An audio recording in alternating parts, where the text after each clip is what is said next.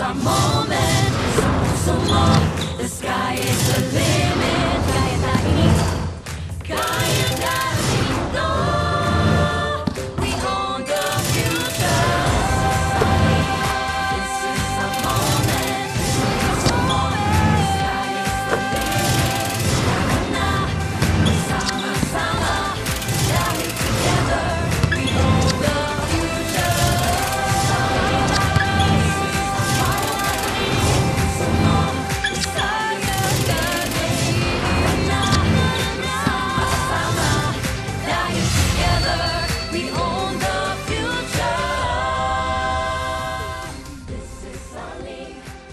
Our live coverage of NCAA Season 100 Siglo Uno Inspiring Legacies continues. And I'm pretty sure that most of the people lining up to enter the Phil Oil Eco Oil Center here in San Juan are season ticket holders of San Beda University because the line to the parking was so freaking long. And that's how you know how important this game is today, because this is a rivalry matchup. San Beda University versus Colegio de San Juan de Letran. This is the type of game that you mark on your calendar, and we got a great appetizer. Overtime game, the Benil Blazers beat the San Sebastian College Recoletos Golden Stags 96-94 to shake up the team standings once again. You're gonna see it in just a bit, but yes, this is the matchup, the game at hand, the highly anticipated showdown between the rivals Letran versus San Beda on the first day of October, live on GTV simulcast on Heart of Asia. And of course, this is also seen worldwide on GMA News TV with live streaming on gmanetwork.com and the NCAA Philippines website on YouTube and Facebook. And of course, para sa lahat ng mga balita sa larangan ng palakasan, do follow at GMA Sports PH. There you see the sea of red. This is the place to be for them, and they are ready to go to war against Letran. Mabuhay Pilipinas! My name is Anton Rojas, and to all of the Bedans watching right now, your wish has been granted. Of course, we are listening to all of the chatter online, all of the buzz, and for some reason, this man was requested to be the analyst for today. And Prince Rivero. Shout out sa mga tunay na bedistas. Magandang hapon po sa inyong lahat, sa lahat ng viewers natin for the NCAA Season 100. Sana maging magandang araw to para sa ating lahat dahil napakaganda ng game prior to this one, and we hope that this game will give us the excitement that we need to end this day. And just to be clear, you don't have a connection education-wise sa San Beda? Wala. Okay, so hindi po magiging biased Ay, si hindi. Prince Rivero, even though you guys, the Bedans, requested na sana, praying na sana si Prince Rivero ang analyst. Alright, para mabuo ang ating broadcast team, we have Glycel Calvo at courtside coming in on late notice, I heard.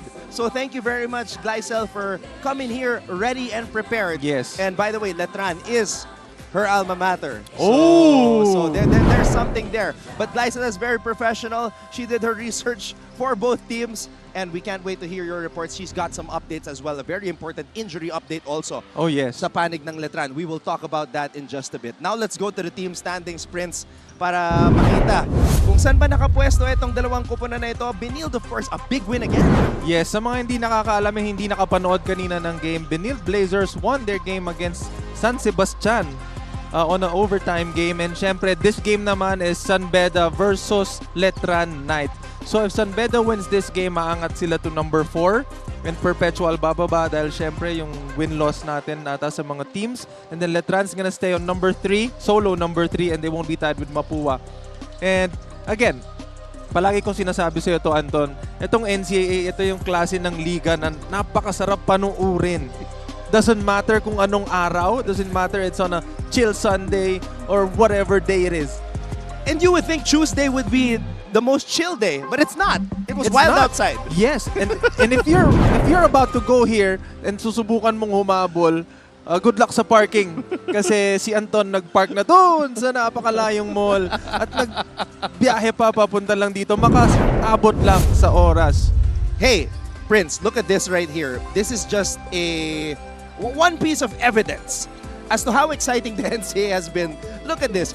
triple overtime, the first in the NCAA in 10 years. Yes, and syempre, yung triple overtime na rare natin makita yan. And for the players to be ready na magkaroon ng triple overtime and for them to really play their hearts out all throughout the minutes that they were playing, that's gonna be tough for them. And doon talaga na-challenge yung conditioning nila and yung mental toughness ng bawat isa. Tsaka Prince, umabot ng 3 overtime pero hindi umabot ng 100 yung score. So that just goes to show that the defense was still very physical. Yes, and that's the thing. You know, normally pag umaabot ng triple overtimes, the scores are normally high. But then at this case, medyo mababa. So makikita mo talaga na parehas na team, lumaban talaga sila defensively. And syempre, yun yung nagbigay talaga ng excitement dun sa game. So hindi siya naging game of offense. Naging game siya of defense and who can get a better stop. Diba? 5 Knights scored in double digits. Montesillo, Estrada, Santos, and Nunag. Estrada went crazy in the 3rd overtime, scoring 6 of the Knights' 14 points, and that is why they got the extra boost during that 3rd overtime. But the shooter, Teo Cuajao, top scored for Letran with 19 points, 5 of 15 from beyond the arc. And you know, Anton, we all know that Letran talaga is heavy on their starters. The pressure that Coach Allen puts on his starters is way beyond sa ibang team na nakikita ko. So the chance na binibigay niya talaga sa players niya for them to shine and to showcase their talent, the coach knows kung ano yung trabaho na nilagay nila doon sa practice outside of the games. Kaya pagdating ng game, yung tiwala talaga sa kanila, buong-buo. Now let's go over to the other side and talk about San Beda. Letran is coming into this game riding on a 3-game winning streak. But for San Beda and Coach Yuri Escueta, it's been an up and down season. They win and then they lose. They win again and then they lose. They haven't had back-to-back wins here in Season 100. And you know, Anton, malaking factor talaga dyan yung free throws nila. And syempre yung turnovers nila na medyo yun talaga yung problem nila throughout this first round. And we all know naman na that's something na that the teams can really work on their practice, which coach told us na they do work on it. Pero meron talagang mga panahon na ganun eh. You really can't catch a break. But you know, we're hoping that today they get to change that. And all the Bedans are hoping that today they will put their head down, they will put their blinders on, and they will play as aggressive as ever here in Season 100. Playtime is over. Tapos na yung panahon ng experimentation. Tapos na yung papetiks-petiks lang. It is time to see red and get the victory today. Yes, napakaganda nung sinabi mo na yun, Anton. And naririnig nyo ba yung growl ng lion dyan sa background? Kasi parang in my mind, napapagrowl din ako eh. Imagine if all the players of San Beda comes out with the same mindset to just dominate. That would have been the perfect ending for a Tuesday. You know, and for a while, I thought I was the only one who was hearing the growl. Yeah, I mean, akala ko wala lang. Trinay ko pang alisin kanina yung isang headset ko, but then it was there. All right. We are hyped and we are ready for this matchup between San Beda and Letran live on GTV, simulcast on Heart of Asia. Let's turn it over to our Coliseum announcer para makilala ang mga starters. Good afternoon, NCAA fans at mga kapuso. Welcome to Phil Oil Eco Oil Center here in San Juan City. Ito po ang inyong NCAA Season 100 Siglo 1 Inspiring Legacies. Live ngayon sa GTV at simulcast sa Heart of Asia, worldwide GMA News TV at may live streaming pass sa gmanetwork.com, NCAA Philippines website, YouTube at Facebook. It's the main game of today's NCAA men's basketball. It's between Coleo de San Juan de Letran versus San Beda University. Now let's meet the starters first from the Letran Knights. Starting guard number 7, Nat Montesillo. Honor guard number 26, Jimboy Estrada. At forward number 1, Joseph Lunag. Honor forward number 29, Dale Cuajao. And at center number 4, Kevin Santos. Head coach of the Letran Knights, Allen Ricardo. And now let's meet the starters from San Beda Red Lions. Starting guard number 4, Emon Cogley. Under guard number 12, Nigel Gonzalez. At forward number 21, Yukian Andrada. Under forward number 1, Jomel Puno. And at center number 27, Coach Alan Ricardo is bringing out the big guns for the starting unit of Colegio de San Juan de Letran, Jimbo Estrada and Deo Cuajao, along with the much improved, a guy who has awakened, Kevin Santos, the man in the middle. At merong mga pagbabago dito sa starting unit ni Coach Yuri Escueta. Celso will no longer be part of the starting 5, Prince. And you know, I think this is a much versatile lineup for Coach Yuri. Kung titignan mo sila, hindi sila sobrang laki, pero they have almost the same height na ready talaga sila dun sa mangyayari na possible switches dito sa game na to. Kasi knowing Letran, they're heavy on their first 5. And for them to be able to match that, they have to be ready on whatever Letran tries to run. And we are officially underway. The first Beda Letran game here in Season 100 of the NCAA. Montecillo starting us off with a bang. That was a cold-blooded 3. Nakuha niya yung bola, hindi nag-isip, one dribble, tinira niya na agad. Talk about aggressiveness. And confidence. Speaking of aggressiveness, Jomel Puno attacking the rack. It's so loud here, we can't even hear the whistle. And what a way to start this game. At Montecillo, right between the eyes of Tagle. And you know, again, parang nonchalant 3. No reaction, no sellies, no whatever. Unbothered. Pero may sagot. Si Yukian Andrada, triple from the corner. And Letran has the next possession. Bola na kay Estrada. Binigay dito kay Santos. Santos, cross-court pass. Montecillo, dinedepensa ni Tagle. 12 on the shot clock. Montecillo, tununag, baseline jumper. What a setup! What a setup by Montecillo. He knows na after that ball screen, aangat sa kanya yung defender ng big guy. And he looked for that guy on the perfect time. What a nice pass, what a perfect shot. Gonzalez on the attack. Gonzalez drop pass. Andrada. Andrada throws it out. Tagle in and out. Montecillo has the rebound. Let's now go to Gleisel Galpo.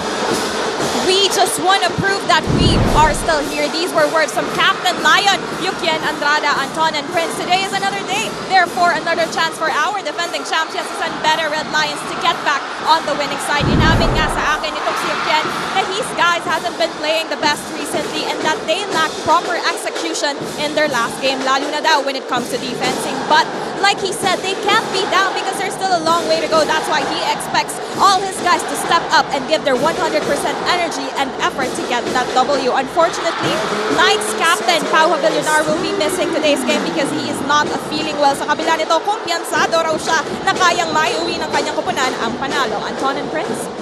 Wow, that's a big development right there, Gleisel. Pau Villonar, who averages 13.6 points per game and 5.2 rebounds per game, will not see action today. He's not even suited up.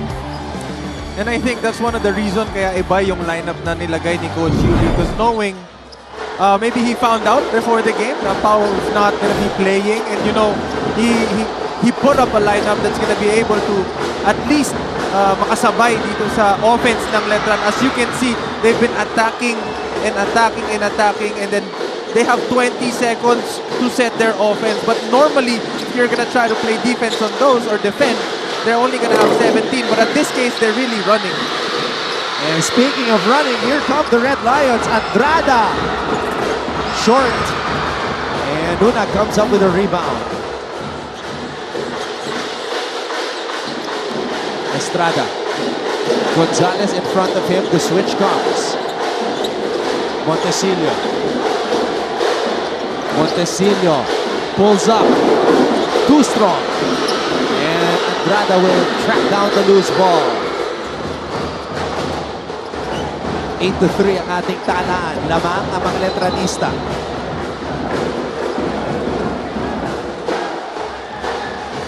getting a bit chippy. And that's what we all went here to see.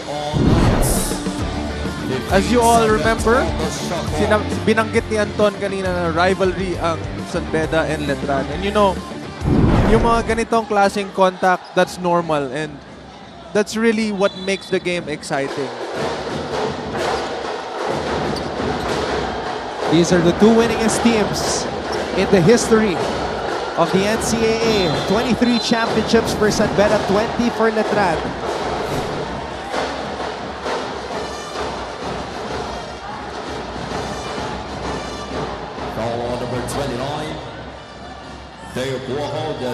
You know, Anton, in some coaches, the way they see things, when you get plenty of fouls, it means your team is playing good defense. Because you know, you're really not giving them space, enough space for them to be comfortable. And the fact that you get plenty of fouls, it means you're suffocating them enough na the referees think you're giving a foul. Gonzalez. Andrada. Oh, Dunag with a rejection. Ito na si Quahao. Quahao throws it out to Estrada. Jimboy. Smooth move to the basket. And Santos was fouled. You know, I like how Letran is playing. Letran is playing a very, very fast basketball, and at the same time, as soon as they get inside the paint, they have this last-minute decision-making where they get to see their open teammates and they make the extra passes. And on that occasion, it was Jimbo Estrada drawing two defenders, finding Santos underneath. Defender was late and hit Santos at the back of the head. So now he has to shoot two free throws.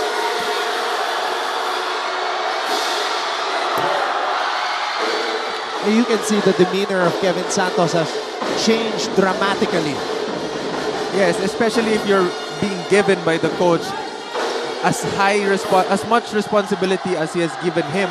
You know, eventually you're really gonna change whatever you're feeling. Kasi iba na yung responsibilities mo. Mas marami na yung expectations sa'yo compared to what you have before. Puno. First triple of the game does not fall for him.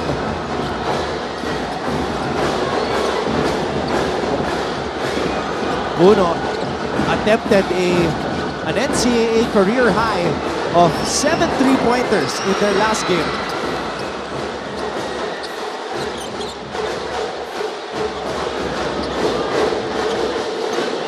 Prior to that, Jomel just took 5 attempts in 5 games. Estrada on the pull-up, short. Puno comes up with a rebound.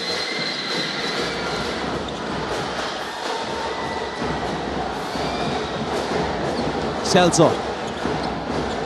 Puno. In and out dribble. Jomel Puno!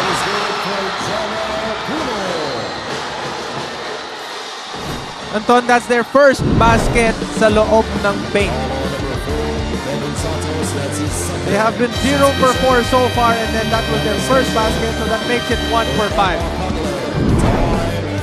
And when we return, Jomel Puno will shoot the bonus.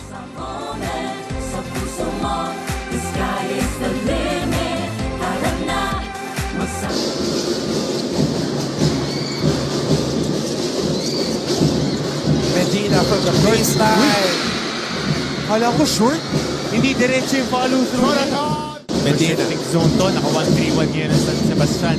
Trying to get into their zone offense.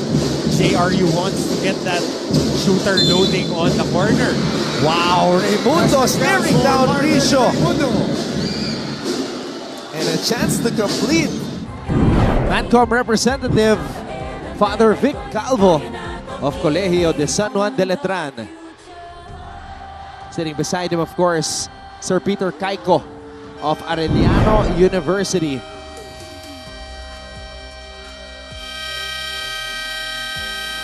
And there you see a very animated coach, Yuri Escueta. In that San Beda huddle, Dax Castellano, Mancom rep from De La Salle College of St. Benil, #1 in the team standings right now.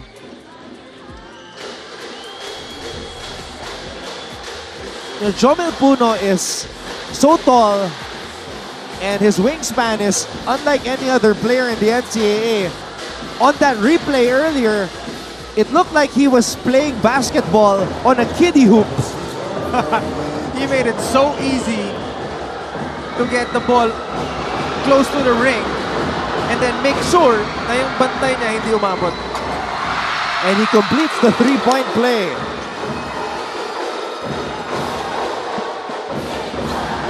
Montesillo.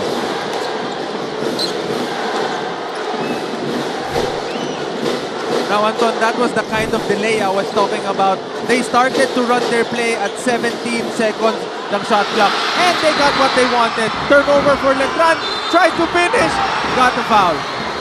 And Benny Estacio, another highly touted recruit who's been playing the backup point guard role, Number 7, not Montesillo. able to That's draw a his foul second there. personal foul.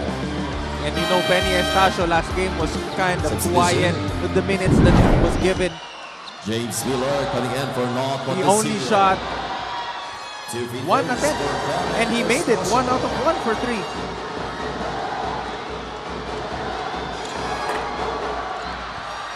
Estacio in and out on the first free throw. Coach Yuri Escueta now in his 3rd season as the head coach of San Beda, his high school alma mater. 0 for 2 for Penny. If Beda wants to have a good chance on winning this game, they have to make sure they make those free throws.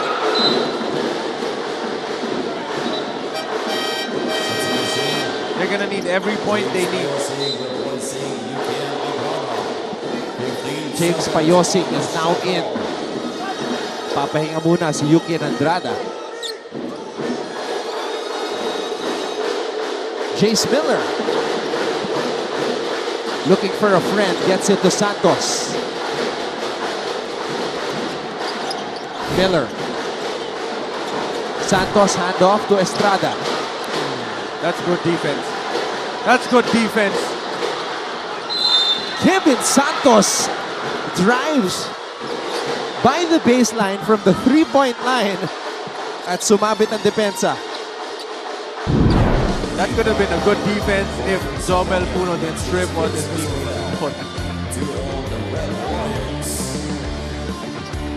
He almost got a basket in the count for that.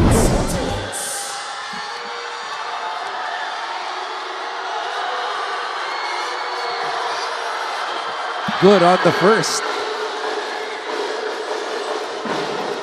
Again, if you're gonna look at him, he's kind of quite relaxed compared to the player that we've been seeing before. And you know, the demeanor really tells you a lot in terms of the responsibility that the coach is giving you and the expectation that he's giving you. Well, anytime you are 6'6" and you come from Pampanga, the expectations are high. Imagine if you make me 6'6". Oh, Diba? I'm only 6'3". Imagine if I'm 6'6". you'd be causing a lot of problems, Prince. Payosing. In and out dribble. Payosing. Celso. One more try. You see what I mean, Anton, when I tell you na their big guys are wide open underneath. They're getting those rebounds because the guy guarding them isn't minding them. They're more focused on the guy attacking than the person they're guarding. Estrada. And I think that's what they should really maximize and look for. Let's see. Prince Rivero has been stressing it. The big men have been trying to seal and post up. Now Puno posting up. Puno. Celso. There you go. They are so focused on the guy with the ball that they're forgetting that the big guy is there waiting for the offensive rebound in that case. And they've got the size. Luna. Estrada. Santos. Mid-range.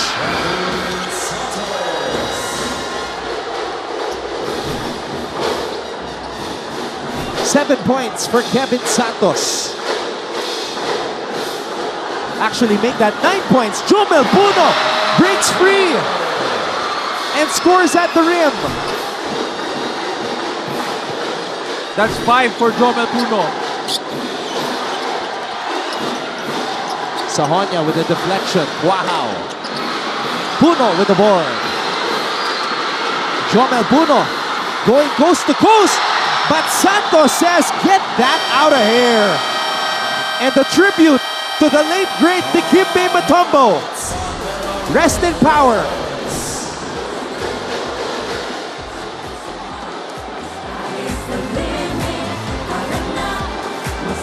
The shoot gives it to Montaño. To the corner, Guadagna. Fourth to shoot. Guadagna fires a jumper. It's good! Maclad Guadagna. Arellano will try once again. 5 seconds. Basti Valencia from the tree. No good. And now PU Pirates survives another close game in this NCAA Season 100. Winning this game against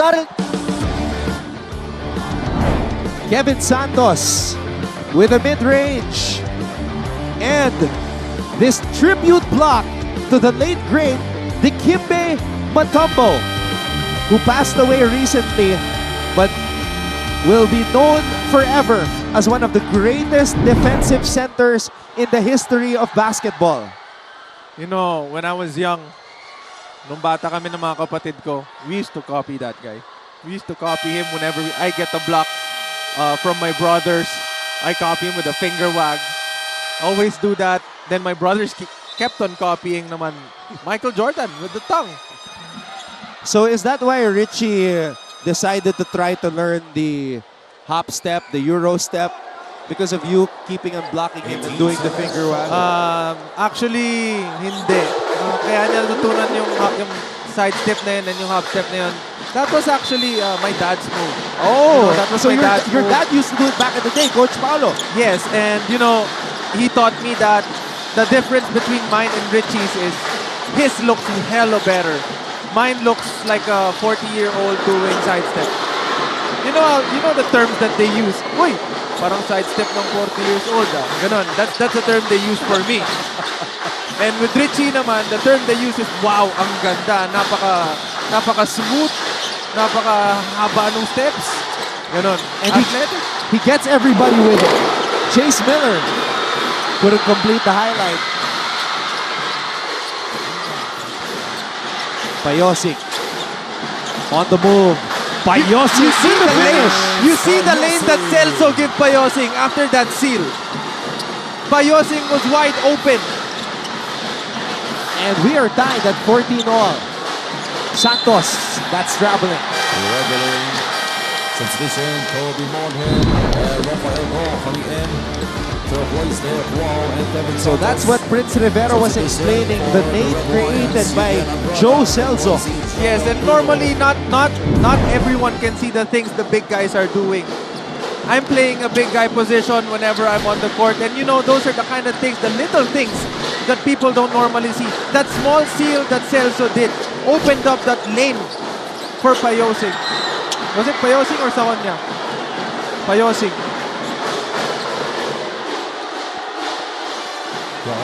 We haven't mentioned Sahonia's name much so far in this game. It's his first San Beda Letran matchup.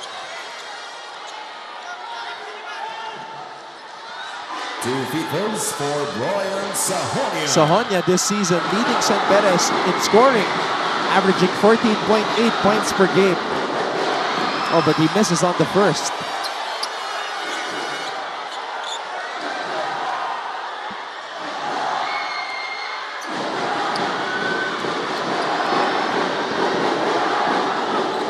Second free throw for Brian. And you know, Brian Sahonia has 70% in his free throws. And you know, I think he has the highest percentage in terms of free throws sa team niya ngayon.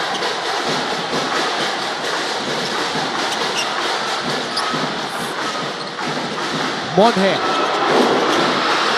backboards that triple attempt. Or sideboard. Hitting the side of the backboard. Celso. And Celso draws a foul.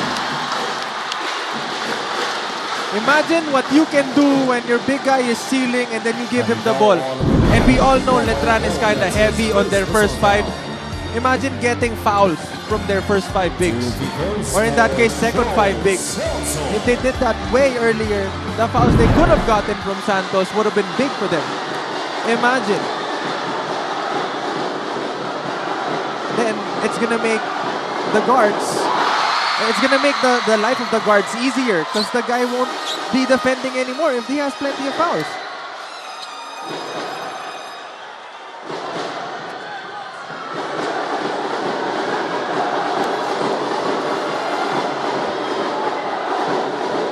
Second free throw for Joe. And he gives San Beda a 3-point lead.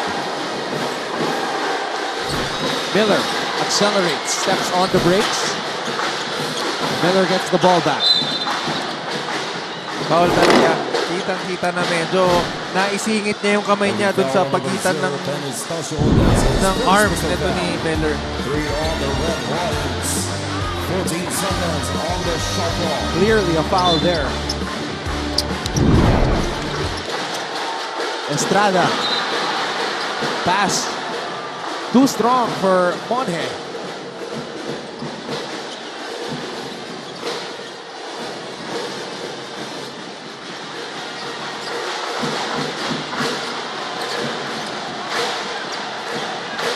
Estacio. Celso. Now San Beda putting emphasis on their bigs. But their bigs can shoot too. Celso finding Yukian Andrada. Now that they try to put the ball inside, everybody else plugs the paint, giving Yukian that wide open 3. And we all know you can't leave Yukian like that. Miller on a runner. That was a tough shot. But nevertheless, good move. That's a one-leg runner. Sahonia. And San Beda will run out of time. At the end of the first quarter, score is 20-16. In favor of San Beda leads Letran 20-16 at the end of the first period. You're watching NCAA Season 100. Siglo Uno, inspiring legacies. The Red Lions end the first quarter on a 10-2 run. This is a moment, so puso mo. The sky is the limit. Off the bench for Lozano.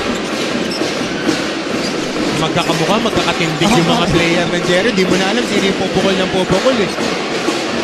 They send it back out to Goho Cruz. Good He will challenge. pull the trigger, but he will knock it down. And that's the scoring caliber that he has. 7 points for the rookie, Mark Goho Cruz. Quick trigger timeout called by Coach. And Mark Goho Cruz, mythical 5 in season 99 juniors basketball. Part of that runner-up finish of the junior. Or go, nope. Goho Cruz cleans up the mess. See that transition, 4 guys running down the lane. Tatlo yung nasa loob. So clean up that mess after that layup ni Sean Orban na hindi pumasok. Nandun tatlong tao tumatalon para sa perpetual na naka-safety lang si Nunez. So, Perpetua is still starting off back. I see, Prince, you are impressed with the way some of these ladies suddenly turned to the camera. Yes, if last Sunday they came out ready, today they came out ready also. Again, you said Tuesday's supposed to be the chillest day. Yeah, but they're dressed like it's a weekend. Of course, it's a Letran and San Beda game. They have to keep things interesting. Siyempre, maraming players ang nanonood. And siyempre, naglalaro dyan. And you know, you have to dress to impress. There you go. And I think the people who are here now nailed it. For sure. Dressed to the nines, knowing that this is an event. And we're glad to have you with us. Don Rojas together with Prince Rivero. And at courtside, we've got Glycel Galpo. Sahonia. Sahonia. Too strong. Balik ang bola sa mga Letranista.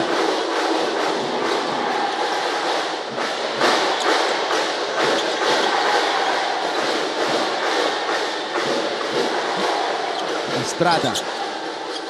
Miller. Throws it out. Goal for 3.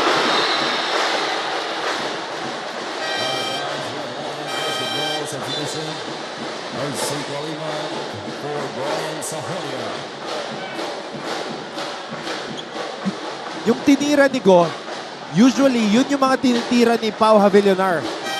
Yes, and you know, doon pa lang masasabi natin kung gaano talaga kalaki yung mawawala dito sa Letran. Now that Havillonar is playing because of an apparent injury. And you know, mawawalan sila ng isang enforcer. Yung type ng player na alam mong pag nasa loob ng court will create enough impact para sa team niya na malaking bagay. Andrada steps back for 3. Songkuya starting at the center spot and making an impact. Let's get an update at courtside now from Gaisel Galpo. After that long and strenuous triple-time overtime game against the Altas ang napatunayan at nakita raw nitong si Coach Alan Ricardo sa kanyang koponan ay ang kanilang pagiging fearless. And this same fearlessness is what he wants the Knights to manifest in today's game, in this rivalry game. Isa lang daw ang paalala niya sa kanila against the defending champions sa Lian is to keep the game close despite any adversity. Their bench might not be as deep with a few missing pieces. He says they take this as a challenge and work with the pieces they have to turn the game in their favor. Going into the second quarter, ang paalala ni Coach Allen is for them to keep the ball moving and retain the same tenacity that they've had since the first quarter. Isang kupunan mula sa Moralia at isa mula sa Mendiola. Sino kaya ang mangingibabaw ngayong araw? Anon and Prince? You can never tell in a San Beda Letran matchup. It doesn't matter kung anong place ka doon sa standing. It's a rivalry, bilog ang bola, and alam natin na pride ang lumalaban para sa kanila. And as the clock ticks, the crowd gets thicker. I see a lot of Bedans who can't find their seats right now. It's like they're sardines in a can. And that's what makes these events fun. You know, you get to bond with your family, going here, spending time watching the school that you attended before, play and represent. You know, for some families, ito yung nilulook forward nila every week eh. Alam mo yun? It's their bonding. Chase Miller, I don't know how he got that shot off.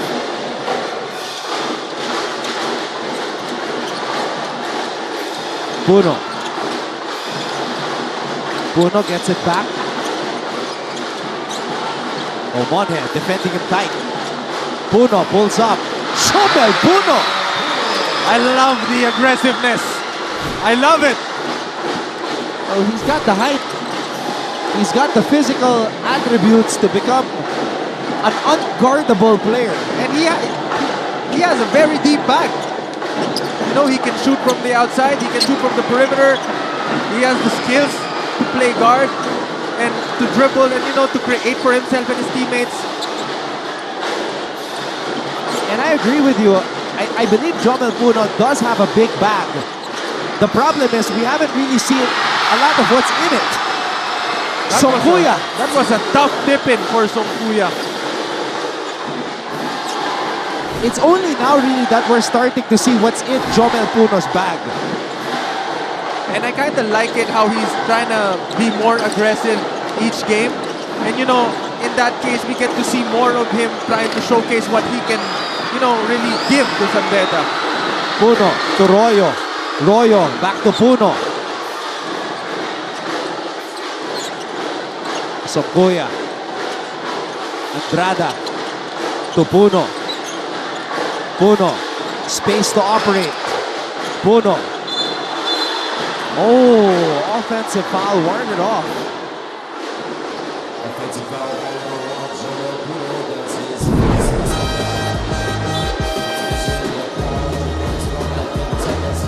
Yep, definitely a push.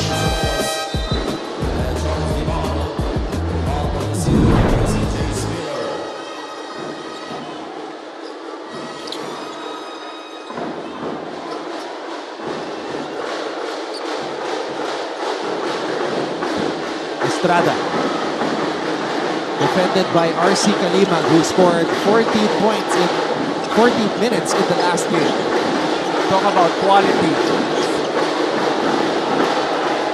Montecillo. To Estrada. Estrada on the pull-up off the glass. Specialty of the house. Yan yung nawala kanina nung lumabas yung first group nila, yung aggressiveness to Montecillo to get those help defenses and to look for the kick-out passes to his teammate for an open shot. San Beda on top 26-20.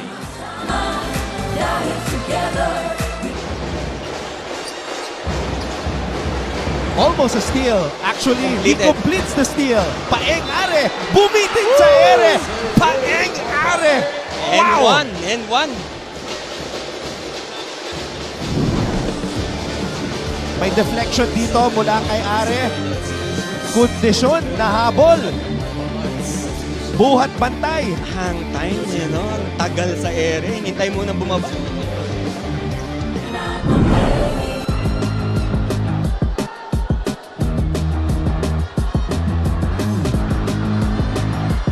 So, that's a situation where may defender na bumangga kay Miller while attempting the Pinoy step, pero nagawan pa rin ng paraan ni Jace. And then, Estrada with his signature off-the-glass mid-range pull-up. Teams here in the NCAA still having trouble figuring it out as we see Sir Hercules Calianta, chairman of the management committee for LPU.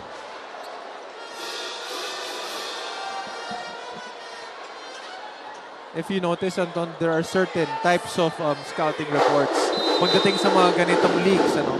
And in terms of college, normally they give out booklets sa mga players stating or showing kung ano yung mga strengths. Oh my goodness! Jomel Buno! Right at the rim in the face of Kevin Santos. But Kevin Santos got one more back. Wow! I guess we'll be seeing that in the highlights this week.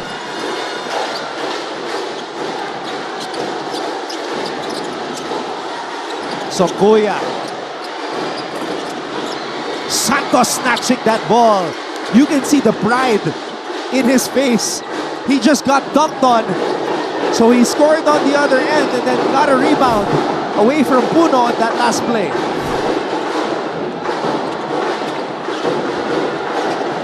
You know, this is something a coach of mine told me before. You have to have the memory of a goldfish. After 10 seconds, they lose it and restarts. After that dunk, he forgot about it, run down, run back on offense, got the layup, went back, get the defensive rebound for his teammates. You know, that's something that normally, if you get dunked on, your morale is gonna go down, everything's gonna, you know, it's gonna matter. But with this guy, he's very nonchalant about it. And you know, still giving up points. And Estrada with another pull-up. Despite Jomel Puno challenging that shot. And if you're gonna look at Estrada here, normally a player's strength is going right or left. But in this case, earlier he went to the right with the pull-up, and then now he went to the left naman with the same pull-up. How are you gonna guard that? Montecillo. Rebound Kalimag. Kalimag is running. Kalimag to Sokuya. Oh! Inuna ni Sokuya yung contact. Hey, he thought about Santos getting for that block.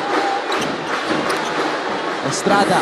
Santos free for three, but shot went towards the right.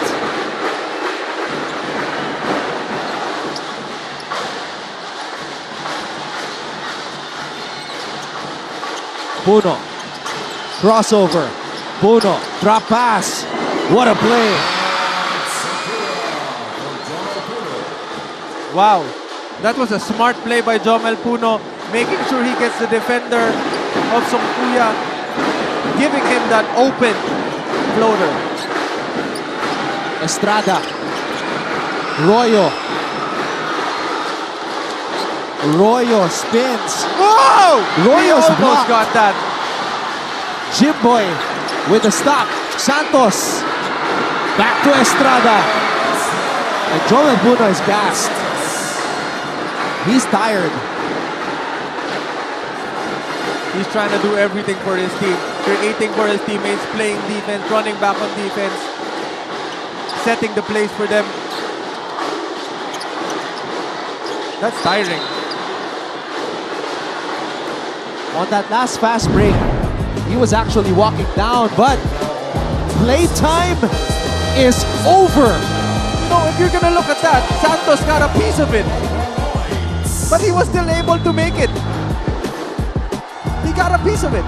Now that was one hell of a highlight. San Beda on top by 1.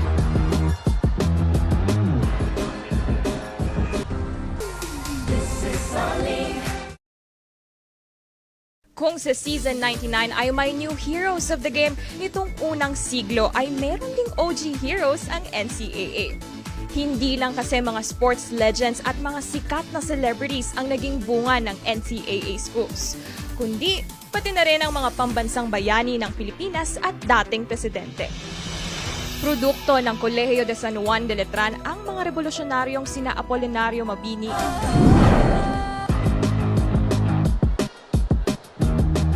His name is Jimboy Estrada. His signature move is the pull-up bank shot off the glass. But he's got a lot of other moves in his bag. One of the toughest players to match up against in the NCAA, Jimboy Estrada. After that 0 for 2 start, he has been red hot since. 14 seconds shot clock.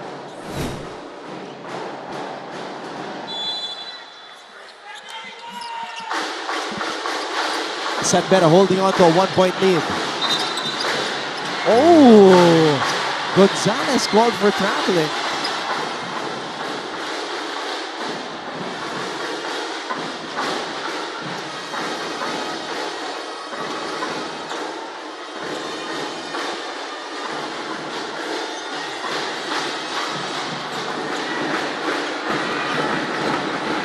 Montecillo, cross court to Santos. Wow. Dunat. Estrada. Celso with the board. Making sure Estrada knows that I already got it. Can you just move along? Gonzalez steps on the brakes. You kick for 3. Santos with another rebound.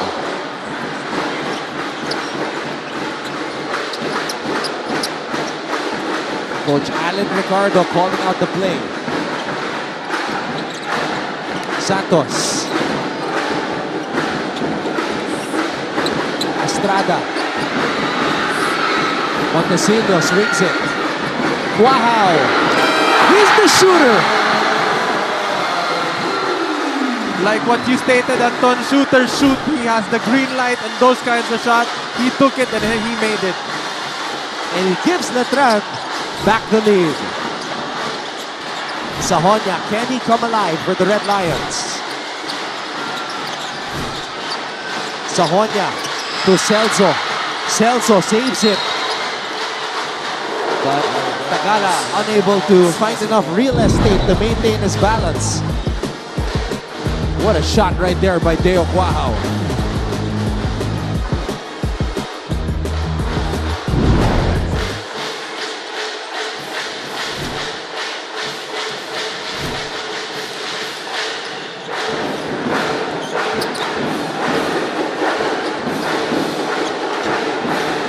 Montecillo.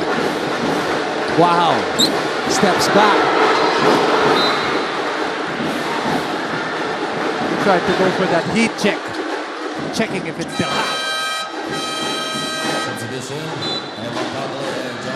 Definitely a heat check because he shot it with still 11 seconds on the shot clock. Yes, and I'm looking at him. I'm watching him now. He was talking to his coach. His coach was telling him you should have taken one more dribble. But he was like, nah, coach, I felt it after that dribble. I felt it. It's okay.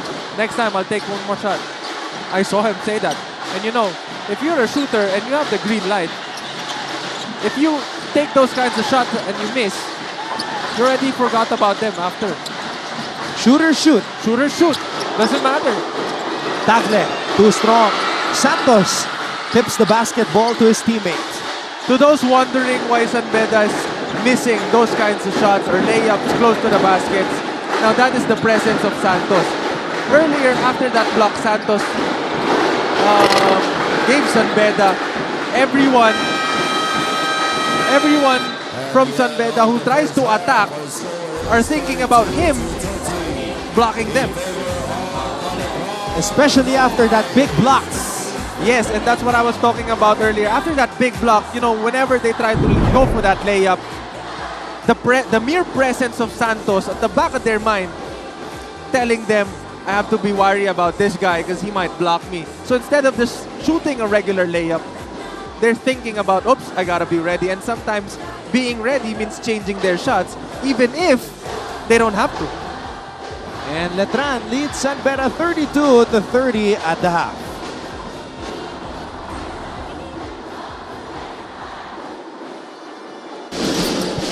Ancheta. Let's see if they'll try to establish Liwag. Enon pulls up for three. Allen Liwag.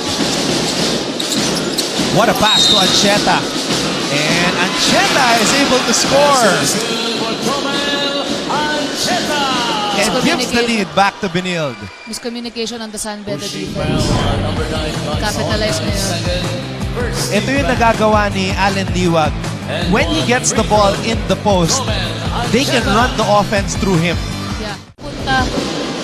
It's something you worked hard for. Saka pinaghirapan. Yun na nga. Yep, that's a champion point guard right there. And he's smiling. He's getting comfortable. Tony Enon gives it back to Jomel Ancheta. Enon with 5 on the shot clock. Enon binigay kay Ancheta. Ancheta pulls up for 3.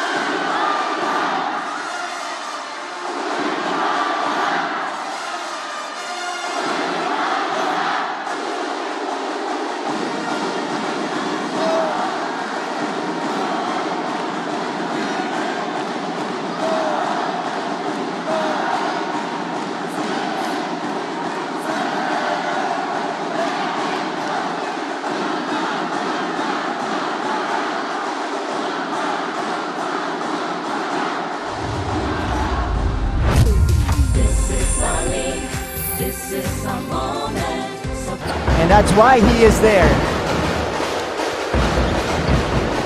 Kaya naman itong EAC, they transferred into a zone. Manguba drains the triple. Unang punto sa laban natin para kay Lawrence Manguba. Make the most out of it. Kasi hindi mo alam kung kailan ka ulit gagamitin. Hindi mo alam kung kailan mag-control mo ulit yung mga kasama mo, di ba? That's right. So, kailangan. Ito na naman. Lawrence Manguba drains his second one from the same spot. Jeco Bancales back in the game. Pati itong si Devara ng EAC. Manguba. Kaboom! The rookie is red hot from downtown. A second quarter explosion by Lawrence Mangubat. Cortiza. Luciano. That's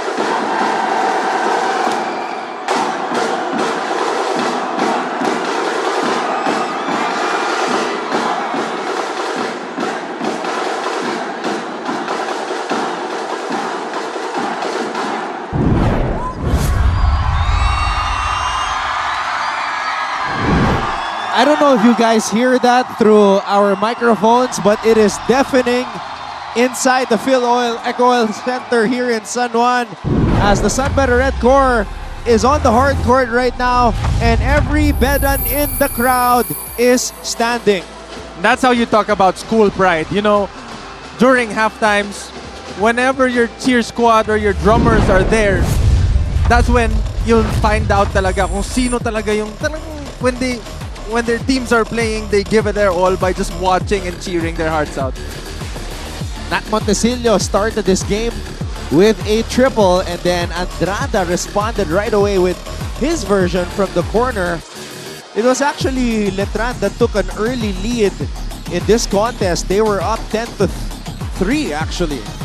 And then Coach Yuri Escueta making the adjustments and this guy went to work. Jomel Puno. And so did Joe Celso. And you know, Anton, kanina sinabi ko sa'yo na parang ang dami yata ng ina-attempts ng San Beda na 3-pointers dun sa half pa lang natin. Ano? Pero if you're gonna look at the stats, Letran has more attempts from the 3-point line than San Beda. Letran now is 4 out of 16 with 25% and then San Beda is 2 out of 14. And if you're gonna talk about numbers, San Beda's on the high percentage on when it comes to 3-pointers. They're nasa mga 30-35% per game. And yung Letran naman ay nasa 25, which what they have now. So if we're gonna talk about numbers, San Beda's gonna be shooting way more than the attempts they have now. And if they get to their percentage, that's gonna be a lot for them. Nabitawan pa nga ni Jomel yung bola, That's no? what I was telling you earlier. During that dunk, I think Santos got a piece of it. But still, he managed to put the ball in. It's crazy. Nabitawan niya on the way up and then medyo na natapik pa ni Kevin Santos and he still found a way to dunk that one. That was a tough finish. Perimeter points.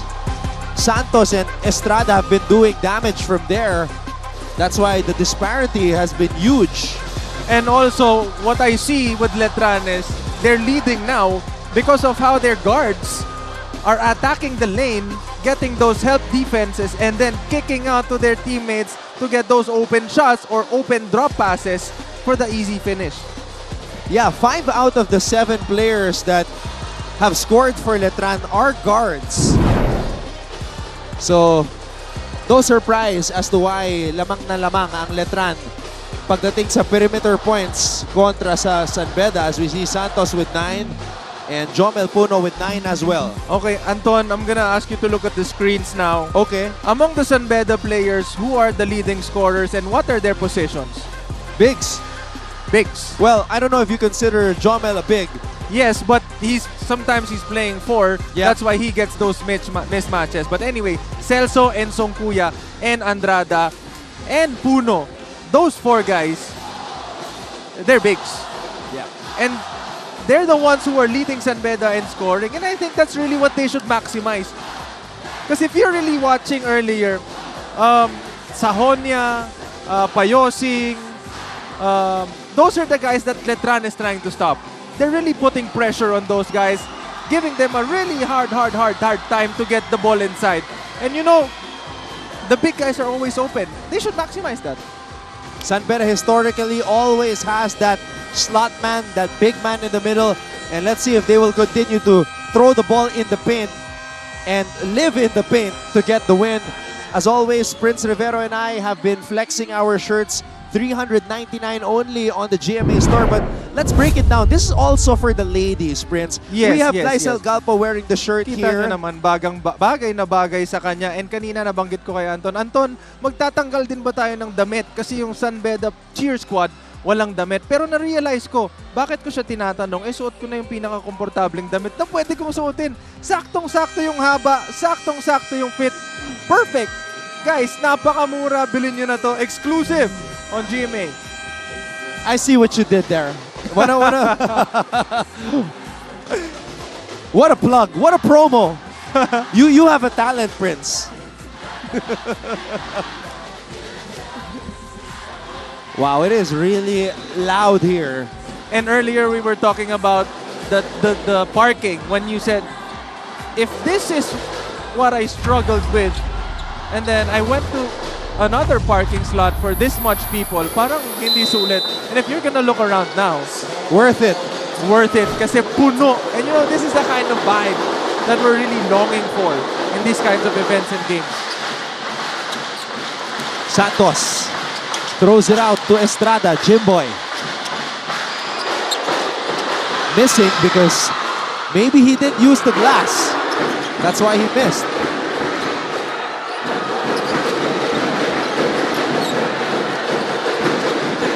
Gonzalez. Puno. Puno. On the pull-up. And Andrada comes up with a loose ball. Nigel. Andrada, 3 for 3. Dunag. Touchdown. Now this is the kind of offense Letran loves to do. And ito talaga yung pagkakakilala sila sa kanila. Ever since dati pa, panahon pa nila rin ng bata. Yung Letran, yan yung team na tatakbo. Puno. Tagle. High low. I guess he didn't see that, but good attack. But you're right, you've been stressing it. The big man getting that early work and trying to seal his defender. Because imagine if you get the big guys of Letran in trouble early. Alright, makibalita muna tayo kay Glycel Galpo. Inside the dugout during their halftime break, the San Beda Red Lions had a viewing of their first half performance to address their lapses in the first start of the game. Coach Yuri commented that it is good that they are running and that they are able to get those stops. He also expressed that they are performing better defensively compared to the previous game. Kaya naman, going into the second half, Coach Yuri says that defense is still the key. That's why they should not hesitate to go against the big man of their opponent, to run out more and fill the corners to get better chances at the basket. Yan muna mula sa panig ng San Beda, Anton and Prince. Thank you very much, Glycel, for that report. As Glycel was reporting, Deo Cuajao knocking down a triple and looking back at the San Beda bench. Cuajao again. Halfway down on that shot. Okay, my question for you, Anton. If you're San Beda and Wow just made the three-pointer, given the chance and opportunity na mapasahan siya ng ganun ulit, would you still give him that late challenge? Hell no. Hell no! You're supposed to be all up on him, making sure he puts the ball down, attack the lane, and not shoot the three from the outside.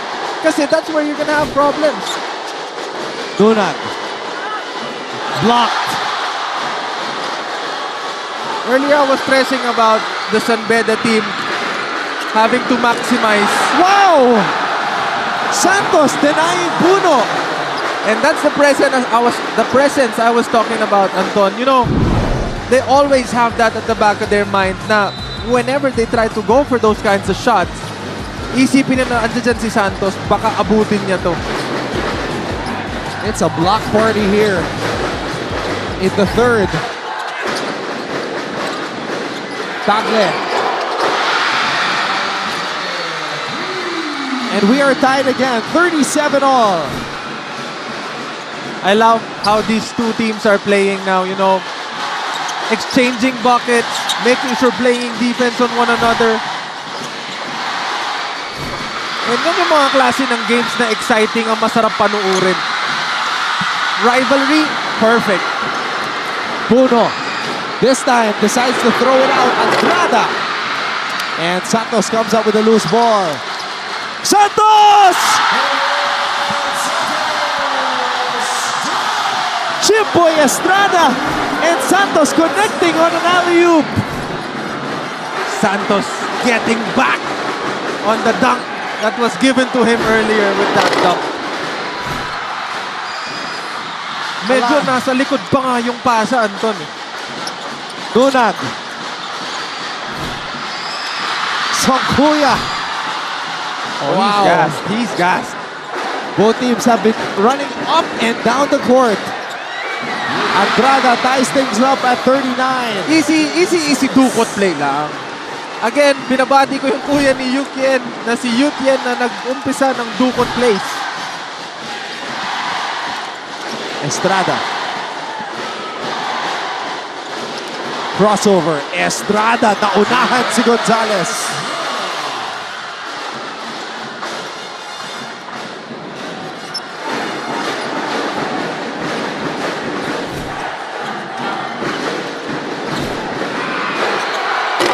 Estrada. Too strong from the corner. You know, this Jimboy Estrada guy, it's really hard to check him or even guard him. Just because he can shoot from the outside, he can shoot from those pull-up jumpers, and he can create for his teammates and make those crazy layups. Santos. Oh, Santos has really been... But you know, Anton, kailangan makaipon ng Letran para dito sa game na to. Kasi, again, babalikan ko yung sinabi ko kanina, Coach Allen is heavy with minutes on his first five. And eventually, he has to give them rest. And pag nagpahinga sila, dapat enough yung lamang nila para dun sa time na nakaupo sila sa bench at hindi sila mahapon.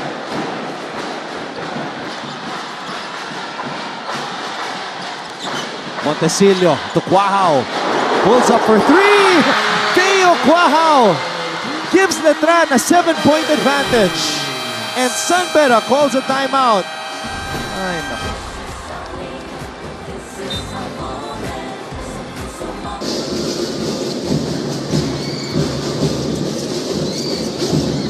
Medina from the baseline. Kala ko short.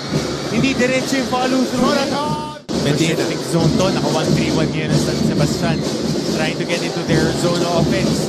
JRU wants to get that shooter loading on the corner. Wow, Raimundo staring down Risho. And a chance to complete.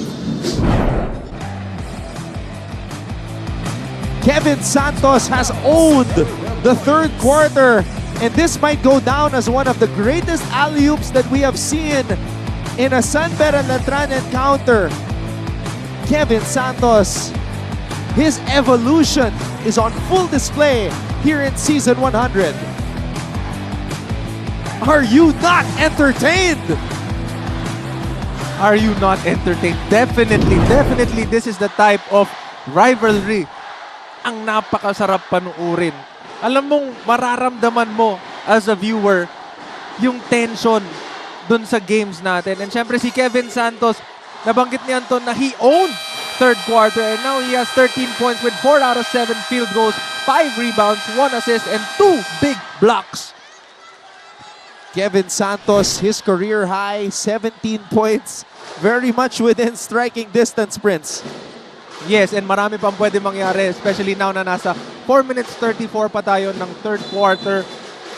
And paghandaan nyo lang yung mga sarili ninyo kasi itong rivalry game na to, hindi dito nagtatapos to. Marami pang pwede mangyari dito. So, enjoy guys.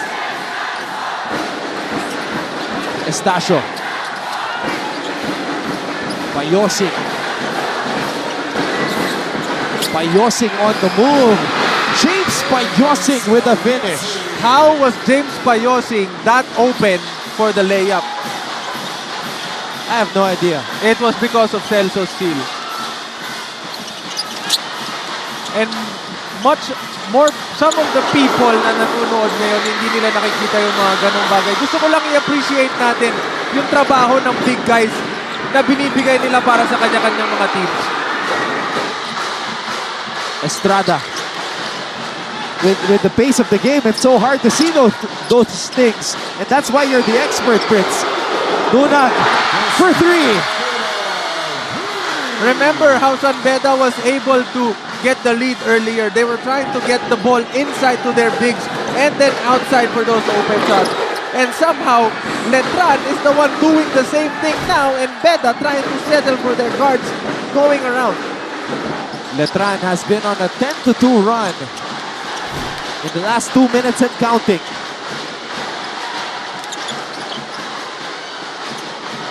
Estrada. Montesillo to Quahao.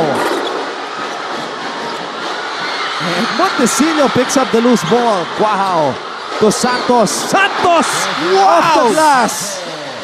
Sadya yun! Alam mo, sa loob pinag-uusapan namin yung mga mahihirap na klase ng tira. Yung mga ganong kalalapit. Sabi ko, mahirap yan lalo na kung walang bantay. Pero pinabanta niya sa board para lang manigurado. 15 points now for Kevin Santos. And if you're gonna check the stats, Anton, dito sa Letran, si Kevin Santos, as their big, ang nangingibabaw in terms of scoring. The same goes with San Beda. Yung big man, yun talaga yung kumakamada ngayon. And I think the battle of the bigs are a good way to describe this game. Oh, there's what you were explaining. Celso clearing the path for James Payosing. And then Dunag with a huge triple. Letran has opened up a 10-point advantage. This is their biggest lead of the game.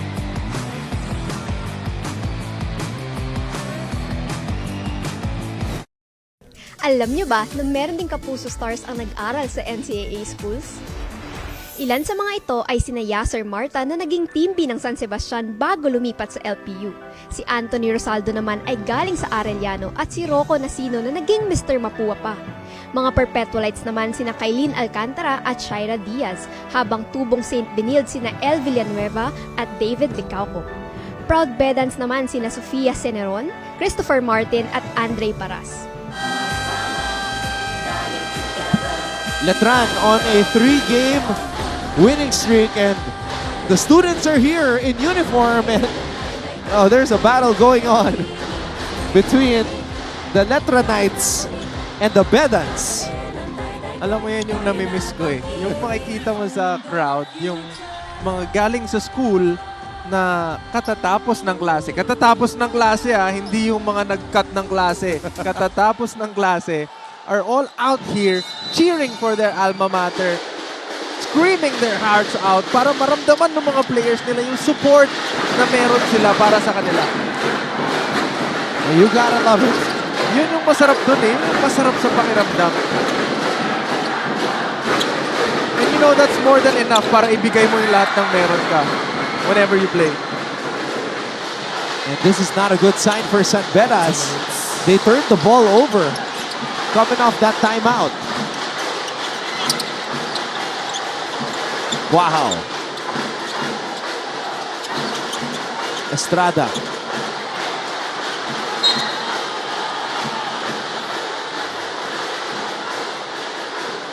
Sa anggulo na yon, nakita ata ni Coach Yuri and ni Jomel Puno na tumama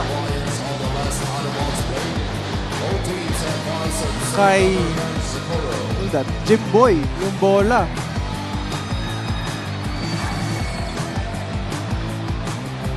But the ref called it as bola ulit ng Letran, and now they're reviewing because I think Coach Yuri challenged the call.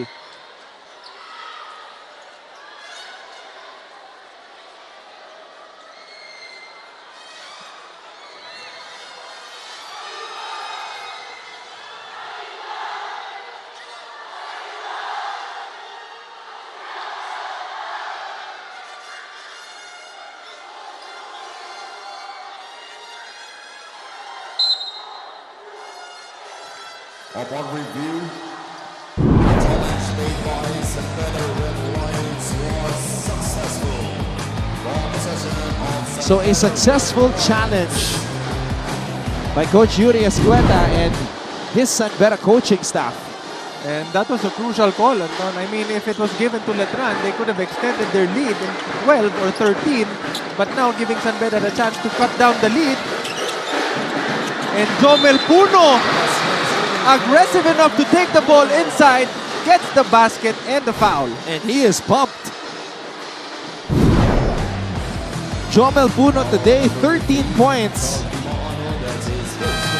You know, I like how patient he was on that move. After that tiny little bump, he made sure that he got his opponent locked in that chicken wing before taking the reverse layup.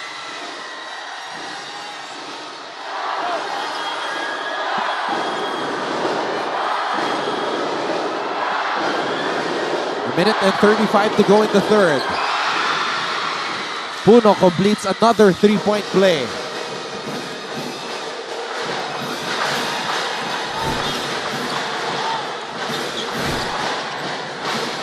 Estrada.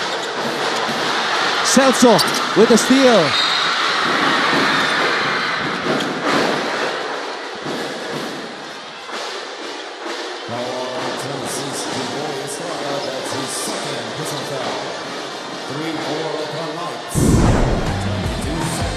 That was a risky pass, Anton.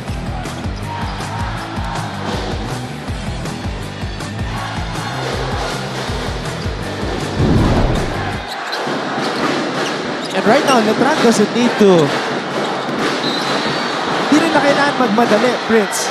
Because they have the lead.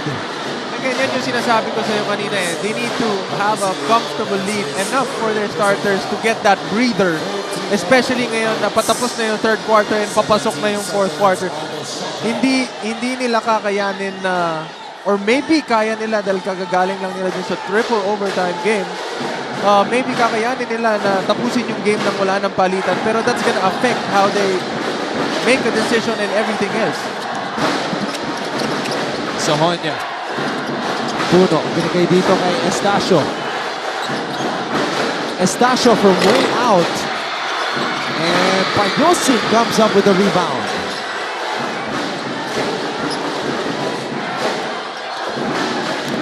Payosing bullies his way to the basket.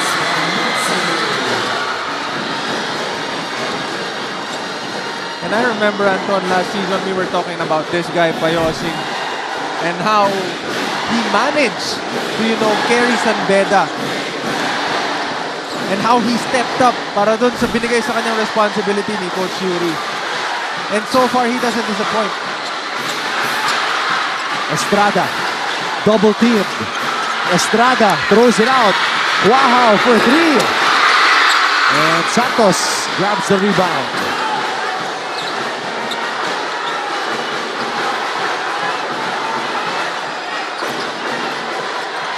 Estrada mula sa kanto. And Puno. Oh no. Santos is on the floor. And Jomel Puno. Move by Jomel Puno. He goes coast to coast for the finish. Alam mo yung term nila na nagkakape sa ere? Feeling ko nakapagkape siya. Nakapag-dessert pa bago tinira yun, Anton. Wow! A 7-0 run by San Beda after this finish by Jomel Buno. And this is the type of energy they need. You know, Jomel Puno again here for San Beda, starting a run for them, creating the energy that they need for the comeback. But Letran is still on top by 2.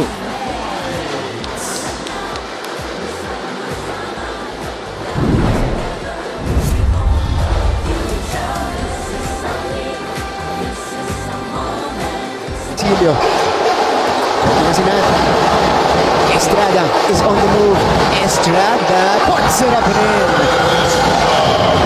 So Jimboy is on. Wala naka 30 points sa first quarter. Right now, they're just 12 and 10. Montesilio surveys Luna, providing the screen again. 8 to shoot for Nat. Pull-up jumper. Estrada with back-to-back baskets. Tara ng miscommunication sa Letran defense kung bakit walang tao na napunta dun sa open shooter. Corner shot. Wow. Designated shooter. Misfires. Ito si Jimboy. Jimboy likes this matchup against Argente. He will attack him. Estrada gets the roll. 6 points for Estrada here in the first. Highly Bringing it across.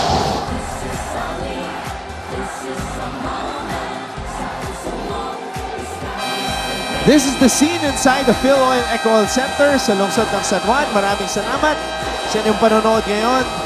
Everybody watching live on GTV simulcast on Heart of Asia. Former Letran Knight Junjun Alas is tuned in. He's always watching actually. And syempre, speaking of mga nanonood, yan, binabati ko po lahat ng nanonood. Ngayong araw na ito, syempre, si Noel and si Pau. Happy birthday sa'yo. And si Sir Ralph Lim. And syempre, si my brother, Bangayan Andre. Binabati ko kayo lahat. Magandang hapon sa inyo. And sana enjoy nitong game na to. You know, it's been so wild, Prince, that one of our security pulled out a flashlight and was waving the flashlight at somebody on the Letran crowd, telling him to calm down. Yes, and you know, kung sa tingin mo, Andon, yung mga fans na yan, hindi sila nakakatulong in terms of energy. You know, I remember seeing dati alumni from our school na yung talagang sumisigaw na lumalabas na yung veins sa leeg. And you know, sometimes that's all you need. You know, for that extra boost na pwede mong makuha dun sa game na yun. Sahonia. Sahonia! San Beda badly needs him. Brian Sahonia has been on a dry spell. That's just his first field goal of the game, Prince. Yes, and again, babalikan ko lang, the big guys are the ones dominating this game, and sometimes all you have to do is, you know, shuffle things up. Estrada in and out on that shot. Make sure limit Letran with one shot and get a stop. Go back for another offense. Sahonia. Oh! He almost got that one. That was a good move. Medyo nabitawan ni Brian yung bola doon. Nagulat siguro siya na, uy, sobrang open ko ata. Letran has been scoreless in over 4 minutes though. Wow. And that's a foul on Sahonia.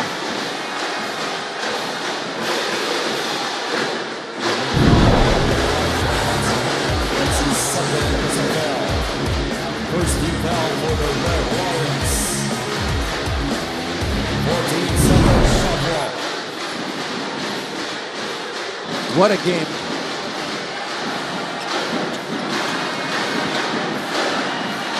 $51 Estrada. Santos on the pull-up. And San Beda with a chance to take the lead. Puno. And there's the seal by Joe Celso. Look how wide and open Joe Celso was inside after that seal. No one from the Letran side even helped because they're thinking na if they drop down, they're gonna leave their man wide open for that shot. And so, they left him there for him, and he got the foul.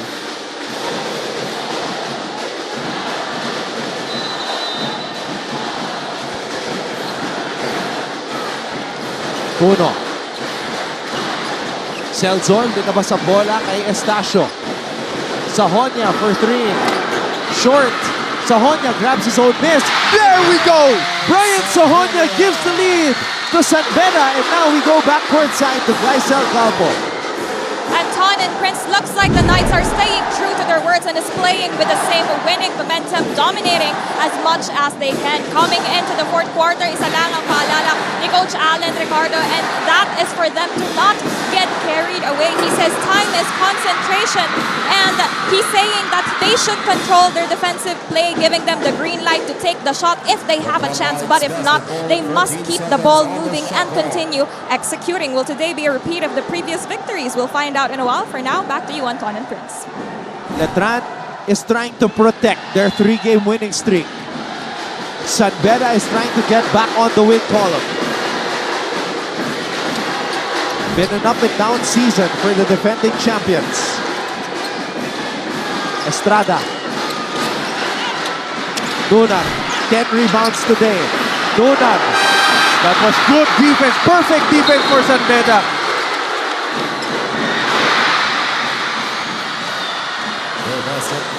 Was that a regular foul, or because normally in other leagues they call it what do you call that? The transition foul. I think that's why they have to review it. No?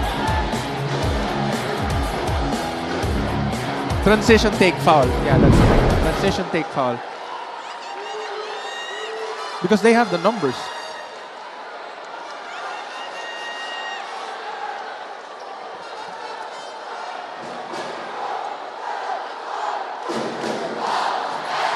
See, that's the energy we're talking about. I love it.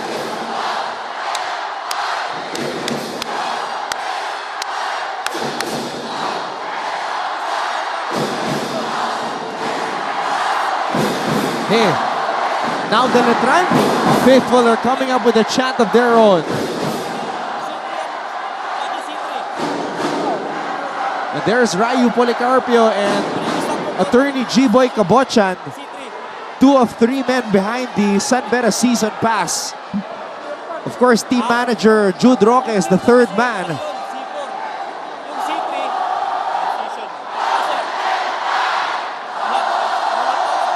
What do you think, Anton? Anong itsura nung foul na yon kanina para sa'yo? Wait. Apparently, they called for a regular foul. Yeah. But based on my angle earlier, I think it was a transition take foul. But again, it's their call. And you know, they made the call as a regular foul. We have to honor and respect that. There's longtime team manager, Coach Jude Roque.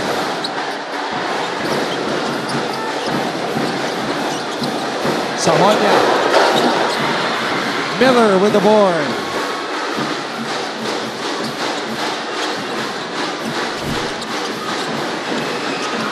Letran has not scored